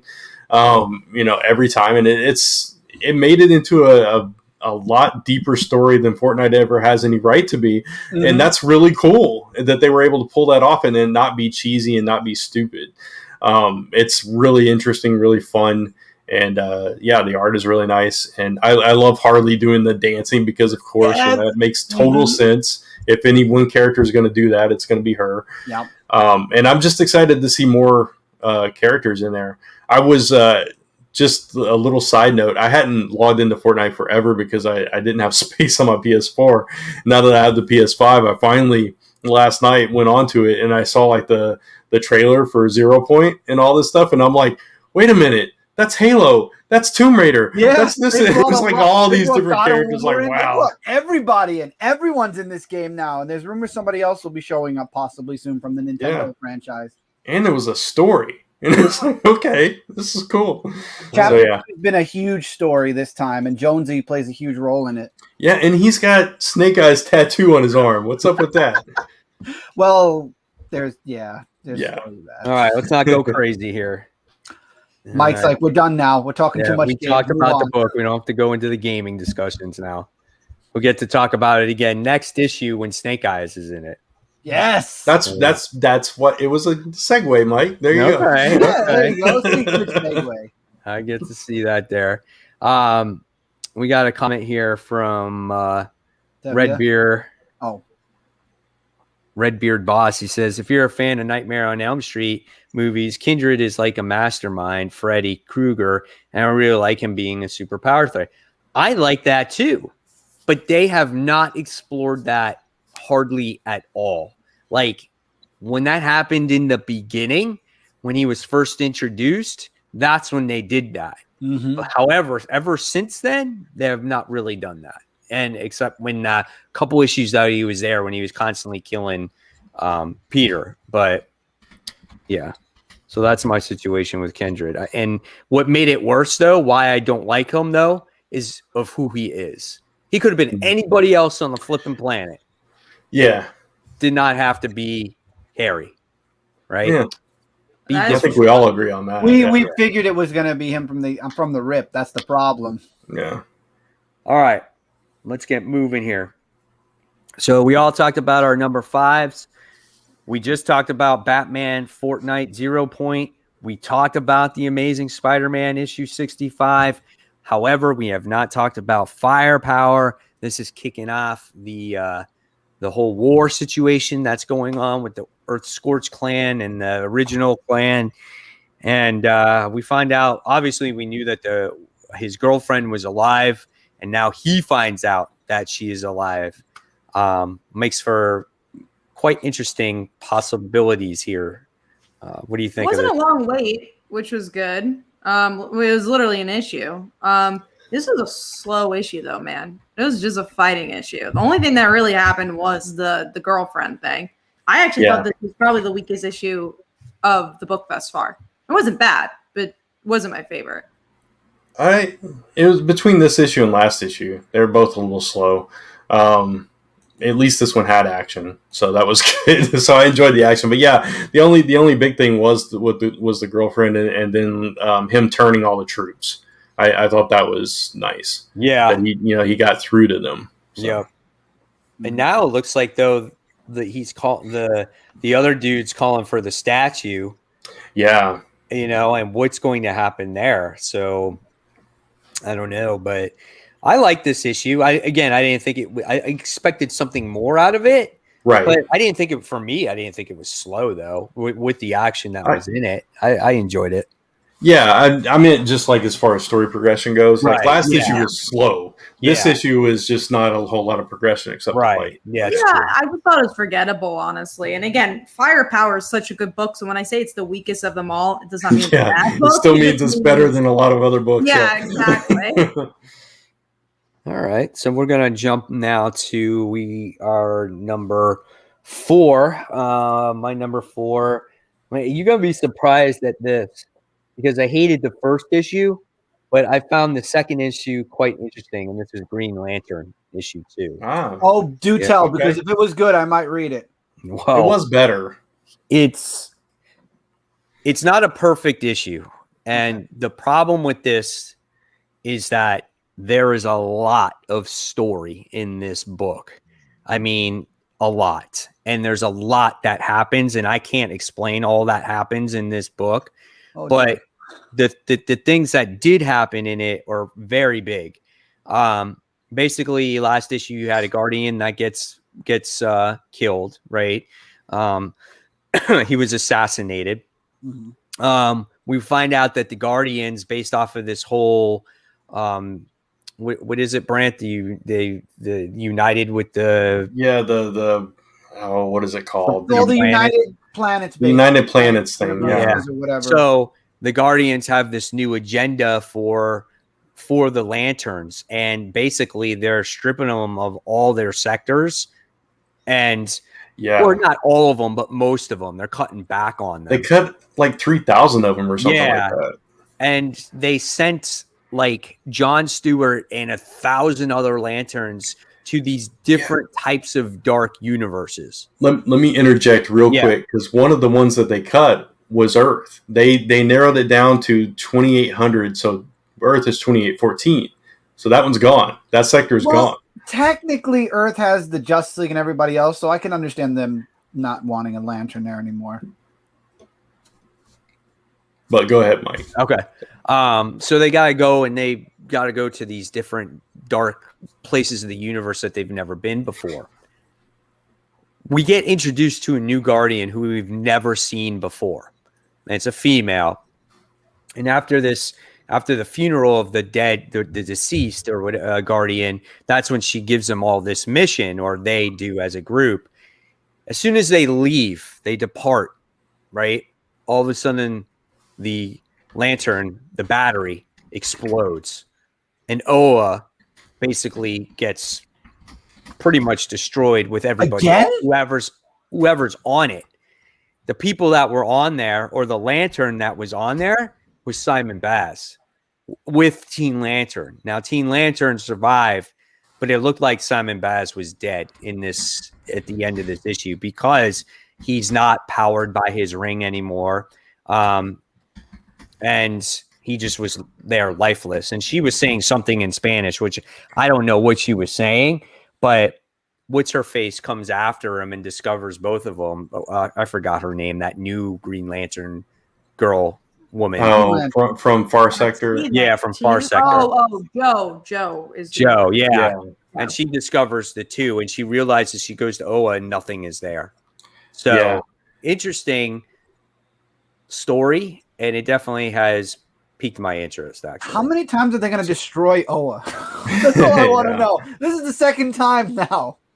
So Kit Kat corrected me, and I've forgotten that Earth is one of the Crux worlds. So there's like 7 Crux worlds or something like that. Yeah. So that's why Earth is no longer one of the sectors. I've forgotten about that. Yeah. So, and then there's 7 of them. 2 of them got destroyed. Yeah. So one was John Stewart's place back in the day, and the other one was Krypton.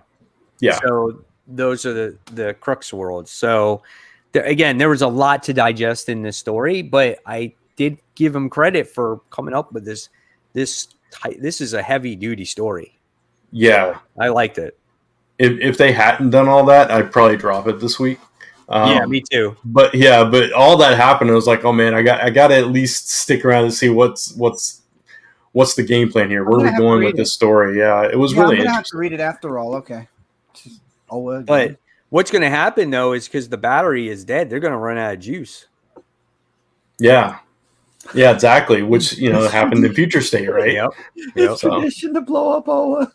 It kind of is. It is. It's true. So, yep. So it's pretty cool. So I'm looking forward to it going forward. So, Kat, what was yours? Mine was Batman. We already talked about it. All right. Chris? Amazing Spider-Man. We already talked about it. And Brant. Mine was also Batman. So My Batman. That was So a quick Branch has agreed on one thing this week. so far. There's still So 3 far. more. All right. So now we're going to talk about Marauders, as this is a swan song issue for Storm, because obviously she's leaving when the gala happens, because we've been spoiled about that as well. So, and they got to share a little kumbaya stories with each other on the flipping boat. And there was I some, like this issue, guys. I know it seems like you Please guys sell the didn't. book to me, Mike. It was a good issue. I could say it was an issue. Oh, it was good. it was better than the Reverse story, but still, it's just like, I remember the time when we did this. Oh God! It was- I'm so glad I dropped this book. It was the equivalent of a clip show. Come on. Yeah, my But God. It it's was what like we've an never seen episode of before. Friends. Like, oh, let's relive the days of when freaking Joey did this And all the while, Emma's just getting seasick, and they're betting on how many knives Storm has. I like that. I had so much fun. Emma was so Oh. sick, and I was like, "Oh, poor Emma." And then I was like, "How many knives does she have?" And then, like, Kitty's broken nose, she fixed it, and it was so nice. And I was Oh like, my "I'm gonna miss God. Storm." It I also was- like this artist a lot. New X-Men book. Lockheed was driving the ship. It was a fun issue. Maybe it's because my bar was so Why low. was the dragon This- driving the ship? Oh, This was that's the the best definition of a filler issue. the best Oh, part no, of this issue was the end when they saw the Sentinel building or whatever that was. That at was the cool. end. I know, that was the best part. I'm Yeah, like, thank the whole God. issue was good. There was something there that looks cool. And Emma, the only part that I thought was like, Emma was like, yeah, she said one part where she's like, oh, tomorrow is going to definitely change, whatever. And I'm like, ooh, there's some mystery there. And then I'm like, afterwards, I'm like, wait, is there really any mystery left in this? No, but Emma being like nervous about something I thought was interesting. The person who's always so confident about everything, that was cool. And Kitty didn't throw up this week, so that was nice. Oh, that's a plus. Kitty didn't throw up, everyone. Kitty Thumbs did up. not throw up. I liked it. Maybe I think it was maybe because I really had no expectations going in, but I was like, oh, I'm gonna miss Storm. It was a touching issue. I liked Why it. is she leaving? I was though? bored. Who knows? It's a storm. She is trying to always find comes more and goes. knives. I'm going to pretend I don't know you tomorrow. Yeah, what was that? Oh my I goodness. feel bad for This- T'Challa. He married her, and then she series, just said, I'm sorry, done. has gone Goodbye. down the shitter big time. This This- really has. God, ever since Sebastian, and when is Emma talking to Sebastian Shaw like he's her best friend now? He's He out has on no the one to dock talk in to. his wheelchair, and he's Yeah, he's all like, I miss her so much. Can we bring her back now? Did you guys read the beginning chapter? So No. Emma, and this might be a little teaser for Hellfire Gala, gave Kitty a ring. If you read the first page, like the letter, she gave her a ring. And it was Yeah. just all very nonchalant. I'm like, what's that all about? That's Okay. interesting. What was I to But, do? no, but that's like, maybe this means It's just a something best between friend. the two. That's all it is. No, They it's are a gal best friend. pals for sure. They're They're Gal It is. pals for like, life. here That's it. is That's it. I'm sorry. This is just not good stuff. This is not good. This series has not been good in about 5 When or is it- 6 issues. When is it going to become a mini series? I think it's a little too late for that one. Yeah. Maxi series. The Hellfire Gala is going to turn some tides. I really hope so, because I want to love this book again. I really I do did like this too. book. It's just but not it's become this. something that I definitely have expected it not to become. Yeah. And so, I'm yeah. glad I haven't read it in a while. All right, let's move forward. Oh, we talked about this book, didn't we? Suicide Squad issue 3. Yeah, we did. Yeah, we Okay, talked about so that, we talked right? about that. Number 3. So let's go on to our number 3. Mine is Batman, which we already talked about. Yours is Marauders, which we already talked about. No, mine was Noctera. Okay, cool. Mine is also Noctera. Okay. So that's two cats. Suicide Squad. Ooh. Suicide Squad. Okay. All right. And now let's move forward now to Immortal Hulk issue 46. I know Kat and I read this book. What did you think? I read it. This? I didn't read this issue yet. Uh, I don't care. Spoil it. I don't care. It's not many huge spoilers, honestly. This issue. not really One thing I have to say. Too much gonna say, that Mike? really happened, except the end.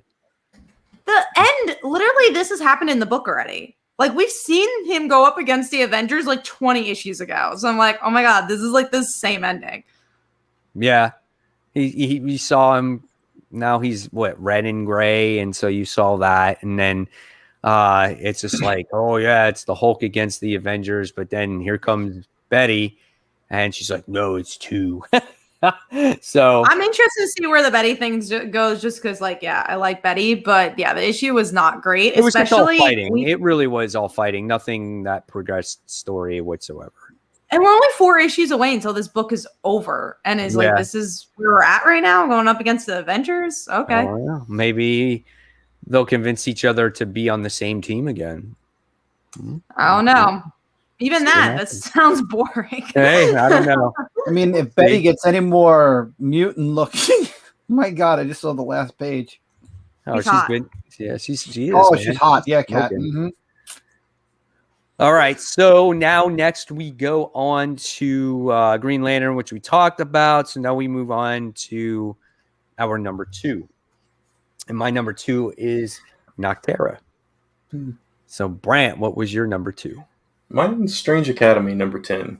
I had a lot. Did Go like ahead. that issue. You did like it? Yeah. I had a lot of fun with this issue. And I mean, they went to Asgard, so they drive down the Rainbow Bridge and through Galactus's helmet, which is all cool. And they're not there for 5 minutes, and they've started a brawl and get kicked out of Asgard, which, you know, that was beautiful. That was brilliant. But I guess the most important things about this is, well, two relationships started, and of course, Eric and Alvy, their mother is revealed to be the Enchantress. I'm like, yeah, that came out. You and I put that in the panels this week. Yeah, I saw that. Yeah, I did not expect that at all. It was like, okay, that's interesting. Yeah, kind of makes sense now. Yeah, it does. And then it's like, how many kids does Enchantress have? Right? Yeah, Right? A lot. So, I mean, you know, she is Asgardian. They're like immortal, right? So Yeah. I mean, it kind of makes sense. But yeah, that was an interesting twist, and all the crap that they've been given. What's his name? Dormammu's son. Yeah, Dormammu's son. I can't think of his name, but yeah, all the crap they give him for being a villain kid and all that, and then their mom turns out to be Enchantress. So it was just But you know.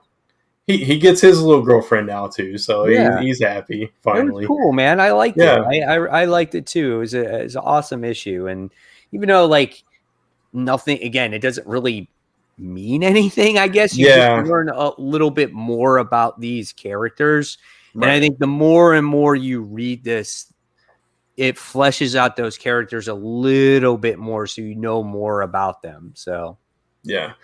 I like the way it was so funny how I can't remember her name, but the fairy, how her and Toth got together. Toth is like a frost guy, and he doesn't talk. Yeah. So she's like, "You want to be my boyfriend?" And he like looks at her, thinks about it, and goes.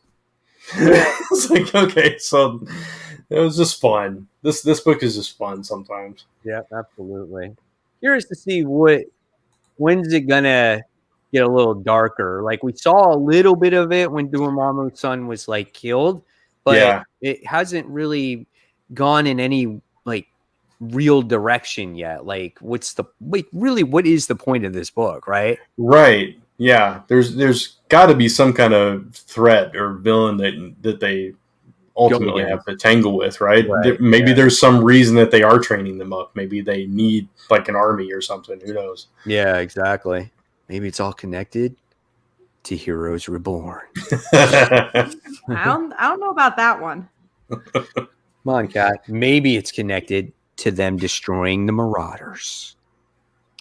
Maybe Emma and Kitty are going to get married at the Hellfire Gala. That's maybe.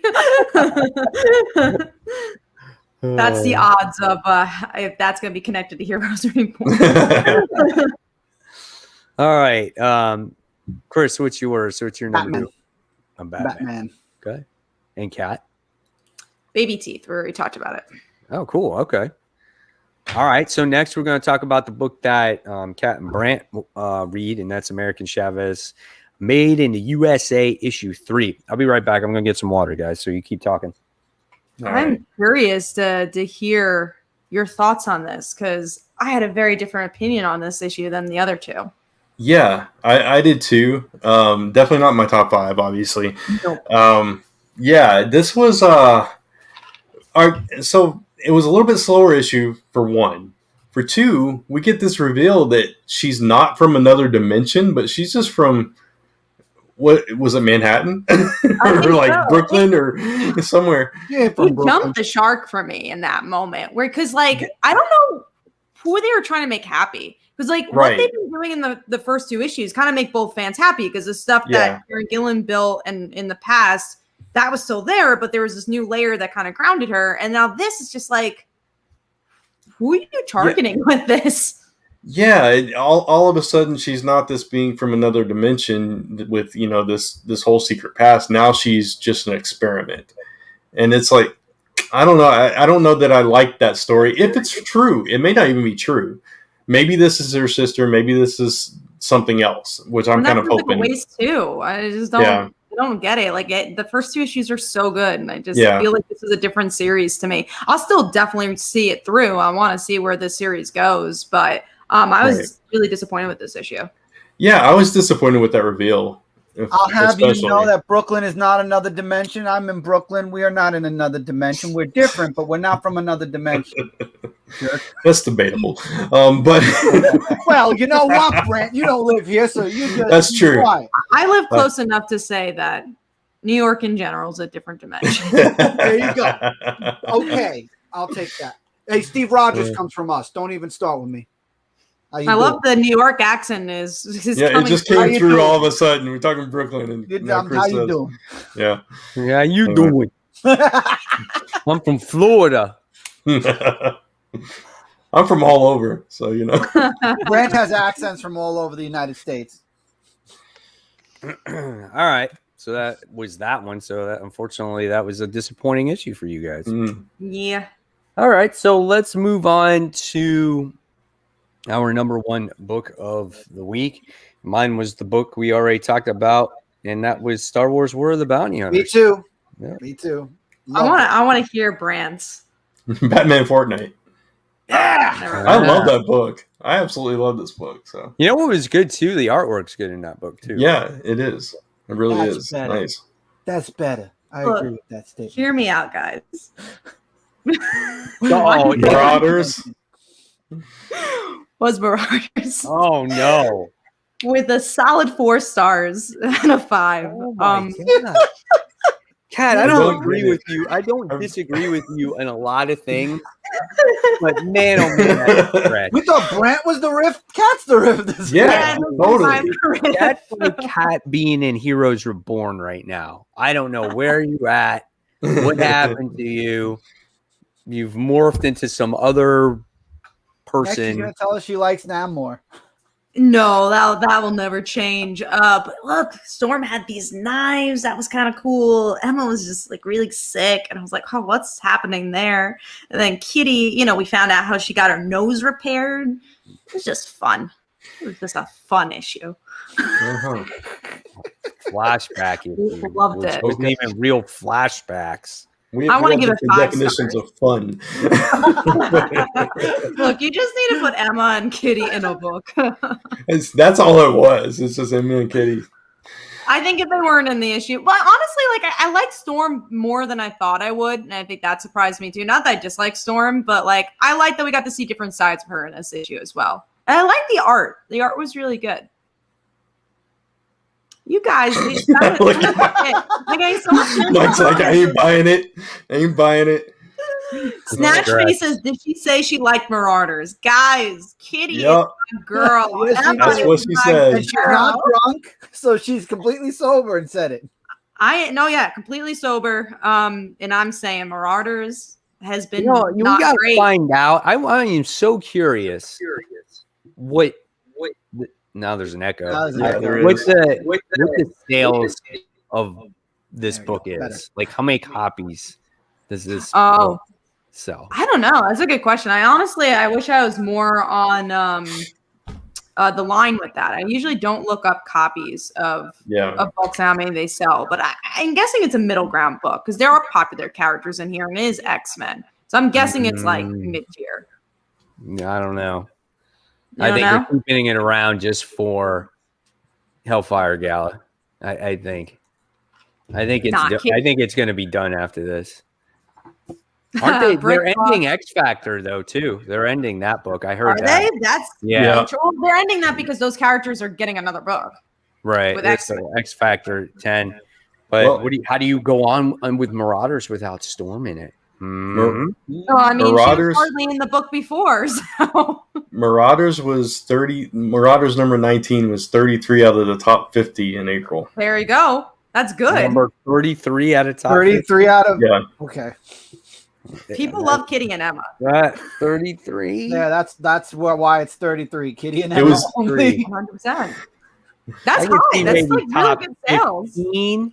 I'll even give you top 20, but top 33 out of Yeah, 50. we put it off at top 25. That's the bottom half, Cat. and that was in No. units. In dollars, it's even lower. No, those are. Oh, you were saying 33 only for Marvel? I thought you meant 33 on all the charts. Just Marvel? No, that's not all. Top 50 comic books. That's Top good. 50. That's good sales. It's close to 50. You're closer to 50 Yeah, than number but you know how one. many comics are sold in a month? Those are like if you break the top 50, that's still good. Like 33 is a good number. I mean, maybe not for an X-Men title, but it's a mid-tier X-Men title, and there's like 20 of them. I think 33 is not too shabby. There's like And how many books does Marvel release? Huh? No, just like for an X-Men title, that's good. There's like 20 of them. It's like To put it in perspective, Oh, right no. below it Yeah. at 34 is Avengers, and right above it is Miles Morales. So Oh, there you go. That was something weird. Come Well, on. Miles Morales because of clones, probably because of Clone Saga, so that probably rose up to the charts because of that. And Avengers, man, that says something about and Avengers. well, it was King and Black tie-in, so you know. Of Avengers. Yeah. Oh, okay, then that's forgivable. Brick Boss says Kitty and Emma are great, but does that mean Marauders is good? There's been some great issues. No. If I'm being honest, the reason this did make my jokes aside, the reason this made my top 5 is like I didn't really love any book this week, so like. That's the reason why I made number 1, but I had the most fun out of this one and the most disappointments in previous issues. I'm like, oh, having fun with Marauders again, that's kind of nice. All That's right. why I hit number 1, guys. That's good. That's good. You're entitled to your opinion. We just love giving you a hard time. It's just fun. It's a rarity that I give a differing opinion, I would say. So All right. So I'm going to pass it on to the chopping block now. It's time, everybody, for the shopping block where we cut off books that we no longer want to read. And I'm going to start with Kat. I think I'm the only one shopping anything. Yeah. Heroes Yeah, you are. Reborn. Yeah, I don't want to pick up issue 2. And there's the book I was talking about Scout last week, and that was called Broken Souls Ballad. I thought this was a blonde girl. It's a blonde boy. So it's already got a strike against it. Gotcha. So sorry, I had a strike. No, but in all seriousness, I couldn't get into the characters. Honestly, it really wasn't very diverse. It was like all like white boys turning into monsters. I'm like, that's not that interesting. I've seen this before. So I just thought there could have been more, and I could not get into any of the characters. I was a little disappointed, but the artwork was pretty solid. But the art for the cover was better than the interiors, in my opinion. To answer that comment that you just flashed up there, Black Knight, I am reading it. I think there's only one more issue though, or it would be on the chopping block for me this week. Oh, really? I thought you liked that one. It went downhill past couple issues. Just like all Iron Fist Or books. Iron Fist. Yeah, never Yeah. was a good book. That's why it's All right, but that's all the chop. I'm Mhm. not, Brant's not, Mike's not. So we're going on to Brant with most anticipated books for next or tomorrow. Tomorrow. Today and tomorrow. Today. Yeah. And tomorrow. Really? That we Yeah. All right, so let's see what we got here. We'll start with Birthright 49 because it's the next to last issue of the series. Yeah. Oh, are they going to find the parents on time? Are they going to find them? I mean, Are they going to find them at all? On the cover, Are they? That's true. What did you say, Kat? Aren't they on the cover of the issue? Are they on the cover of the issue? I didn't see the believe cover of the so. issue. Yeah, but that doesn't mean they'll find them. It could be their story from Tyrannos when they got stuck there. Yeah. Yeah, they were trying to. There was like I think we talked about it last time, but at the end of this last issue, he had a what's his name? The brother had a way. The brother had a way, but it was a high cost. Yeah. So we'll see if they pay the cost or not. I guess. New number 1 that I can't say I'm excited for. X-Corp number 1. Oh, I'm not excited for this book. I'm really just picking up just to see what it's about. I'm not excited. Yep. It's a book that's about corporations. corporations. It's corp. Yeah, I Yeah, mean, it's at least not it's got Thor. Angel and Monet in it. Other than that, you know. Hey, it can't be too different from this past week's Marauders because they're all going to be. Good point. Good point. That's I think true. you guys are like Marauders more than X-Corp. That's We'll my see. guess. We'll see. All right, moving on. We got Silver Coin number 2. This is the Kelly Thompson issue.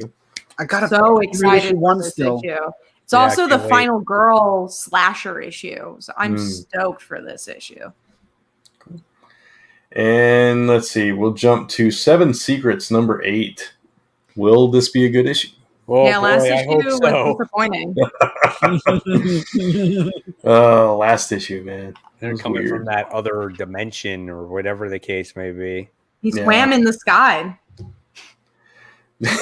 Yeah. Are you guys going to try Justice League Last Ride? This was Yeah. a digital Chip first. Wait, Yeah, yeah, I was gonna try. Chip Zdarsky. Yeah. Yeah, Is I'm it? gonna try. This is a mini series, right? Yeah, Yeah, it's like an Elseworld miniseries. I'm like, why not? Try Right. out if you want. yeah. Cool. I was on the fence about it, but yeah.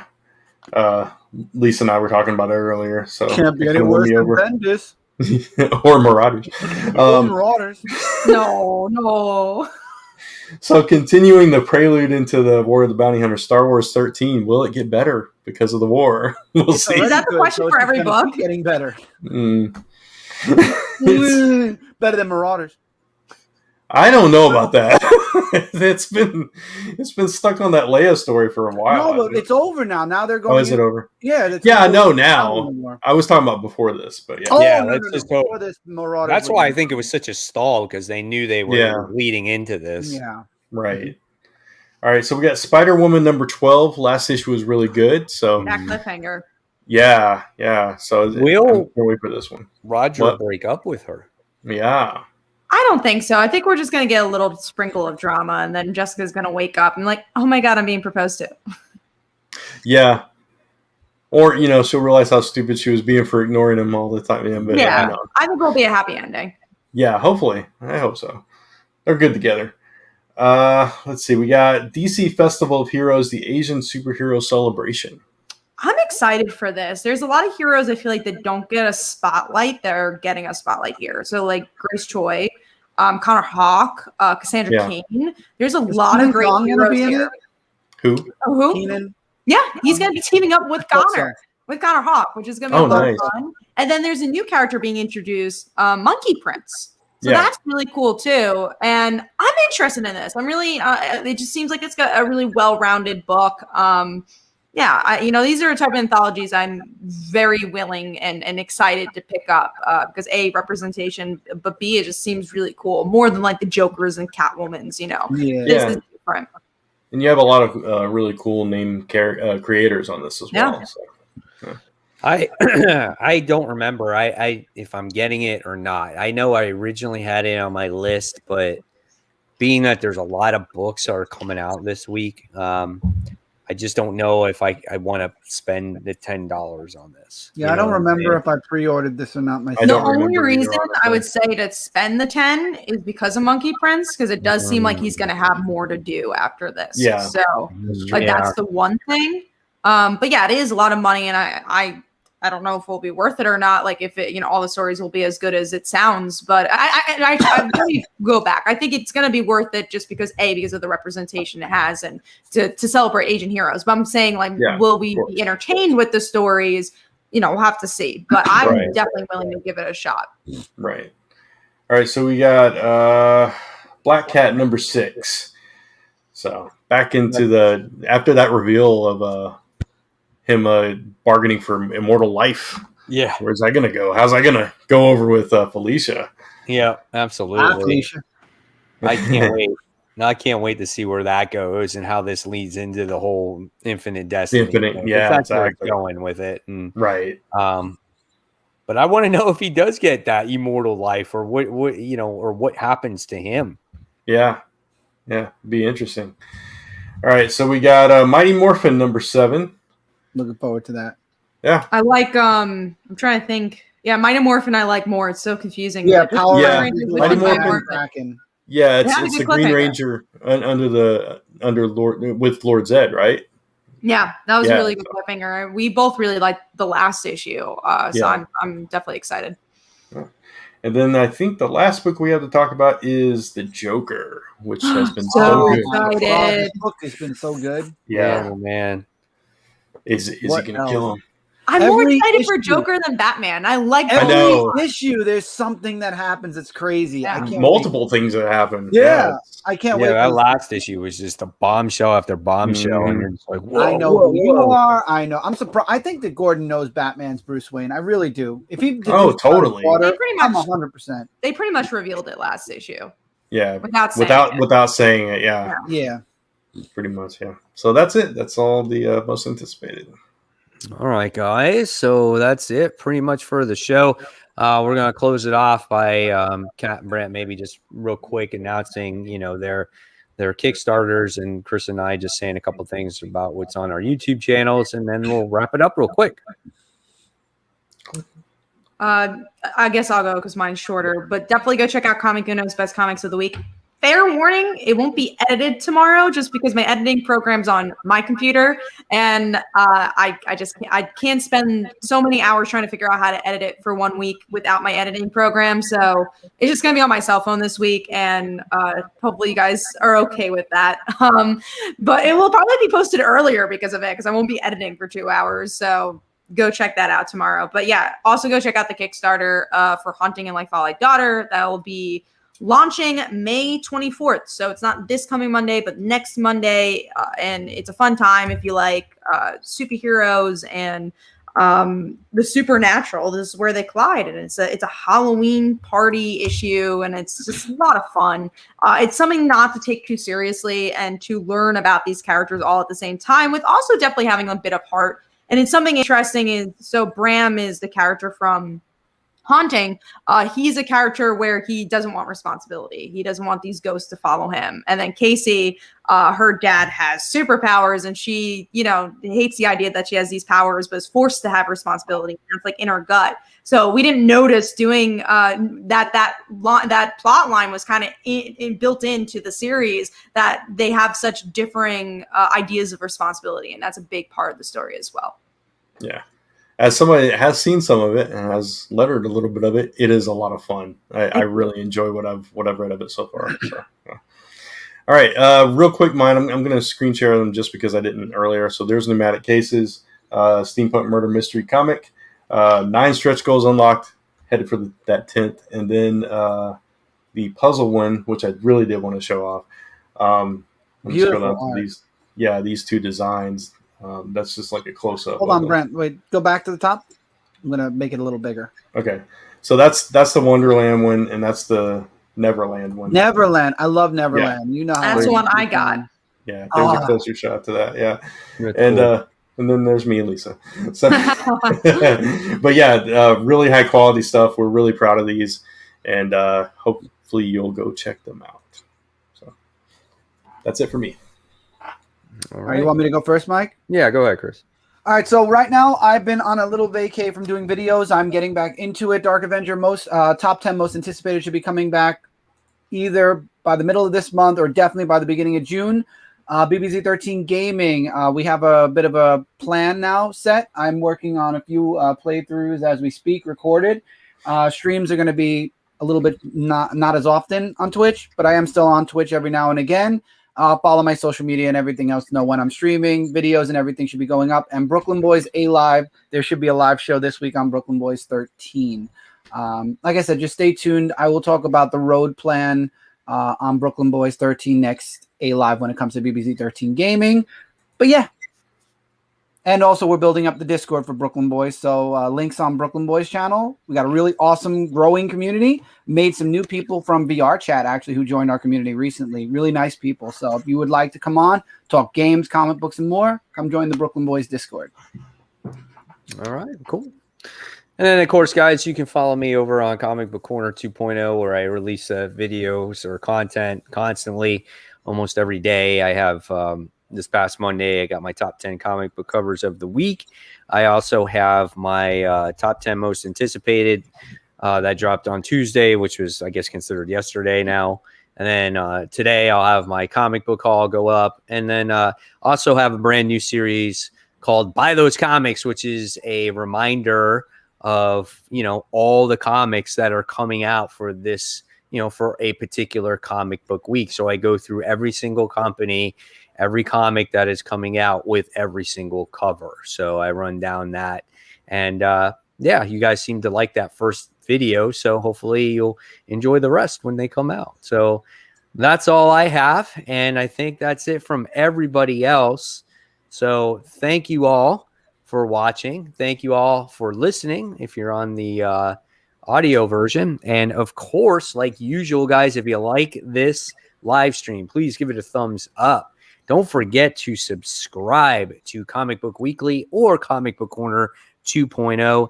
Don't forget to hit that bell for notifications, because when you do, you get a ding ding and you get that notification that we'll be live.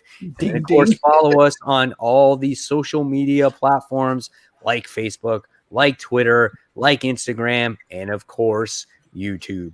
So again, guys, thank you. And until next week, we're going to give you the wave.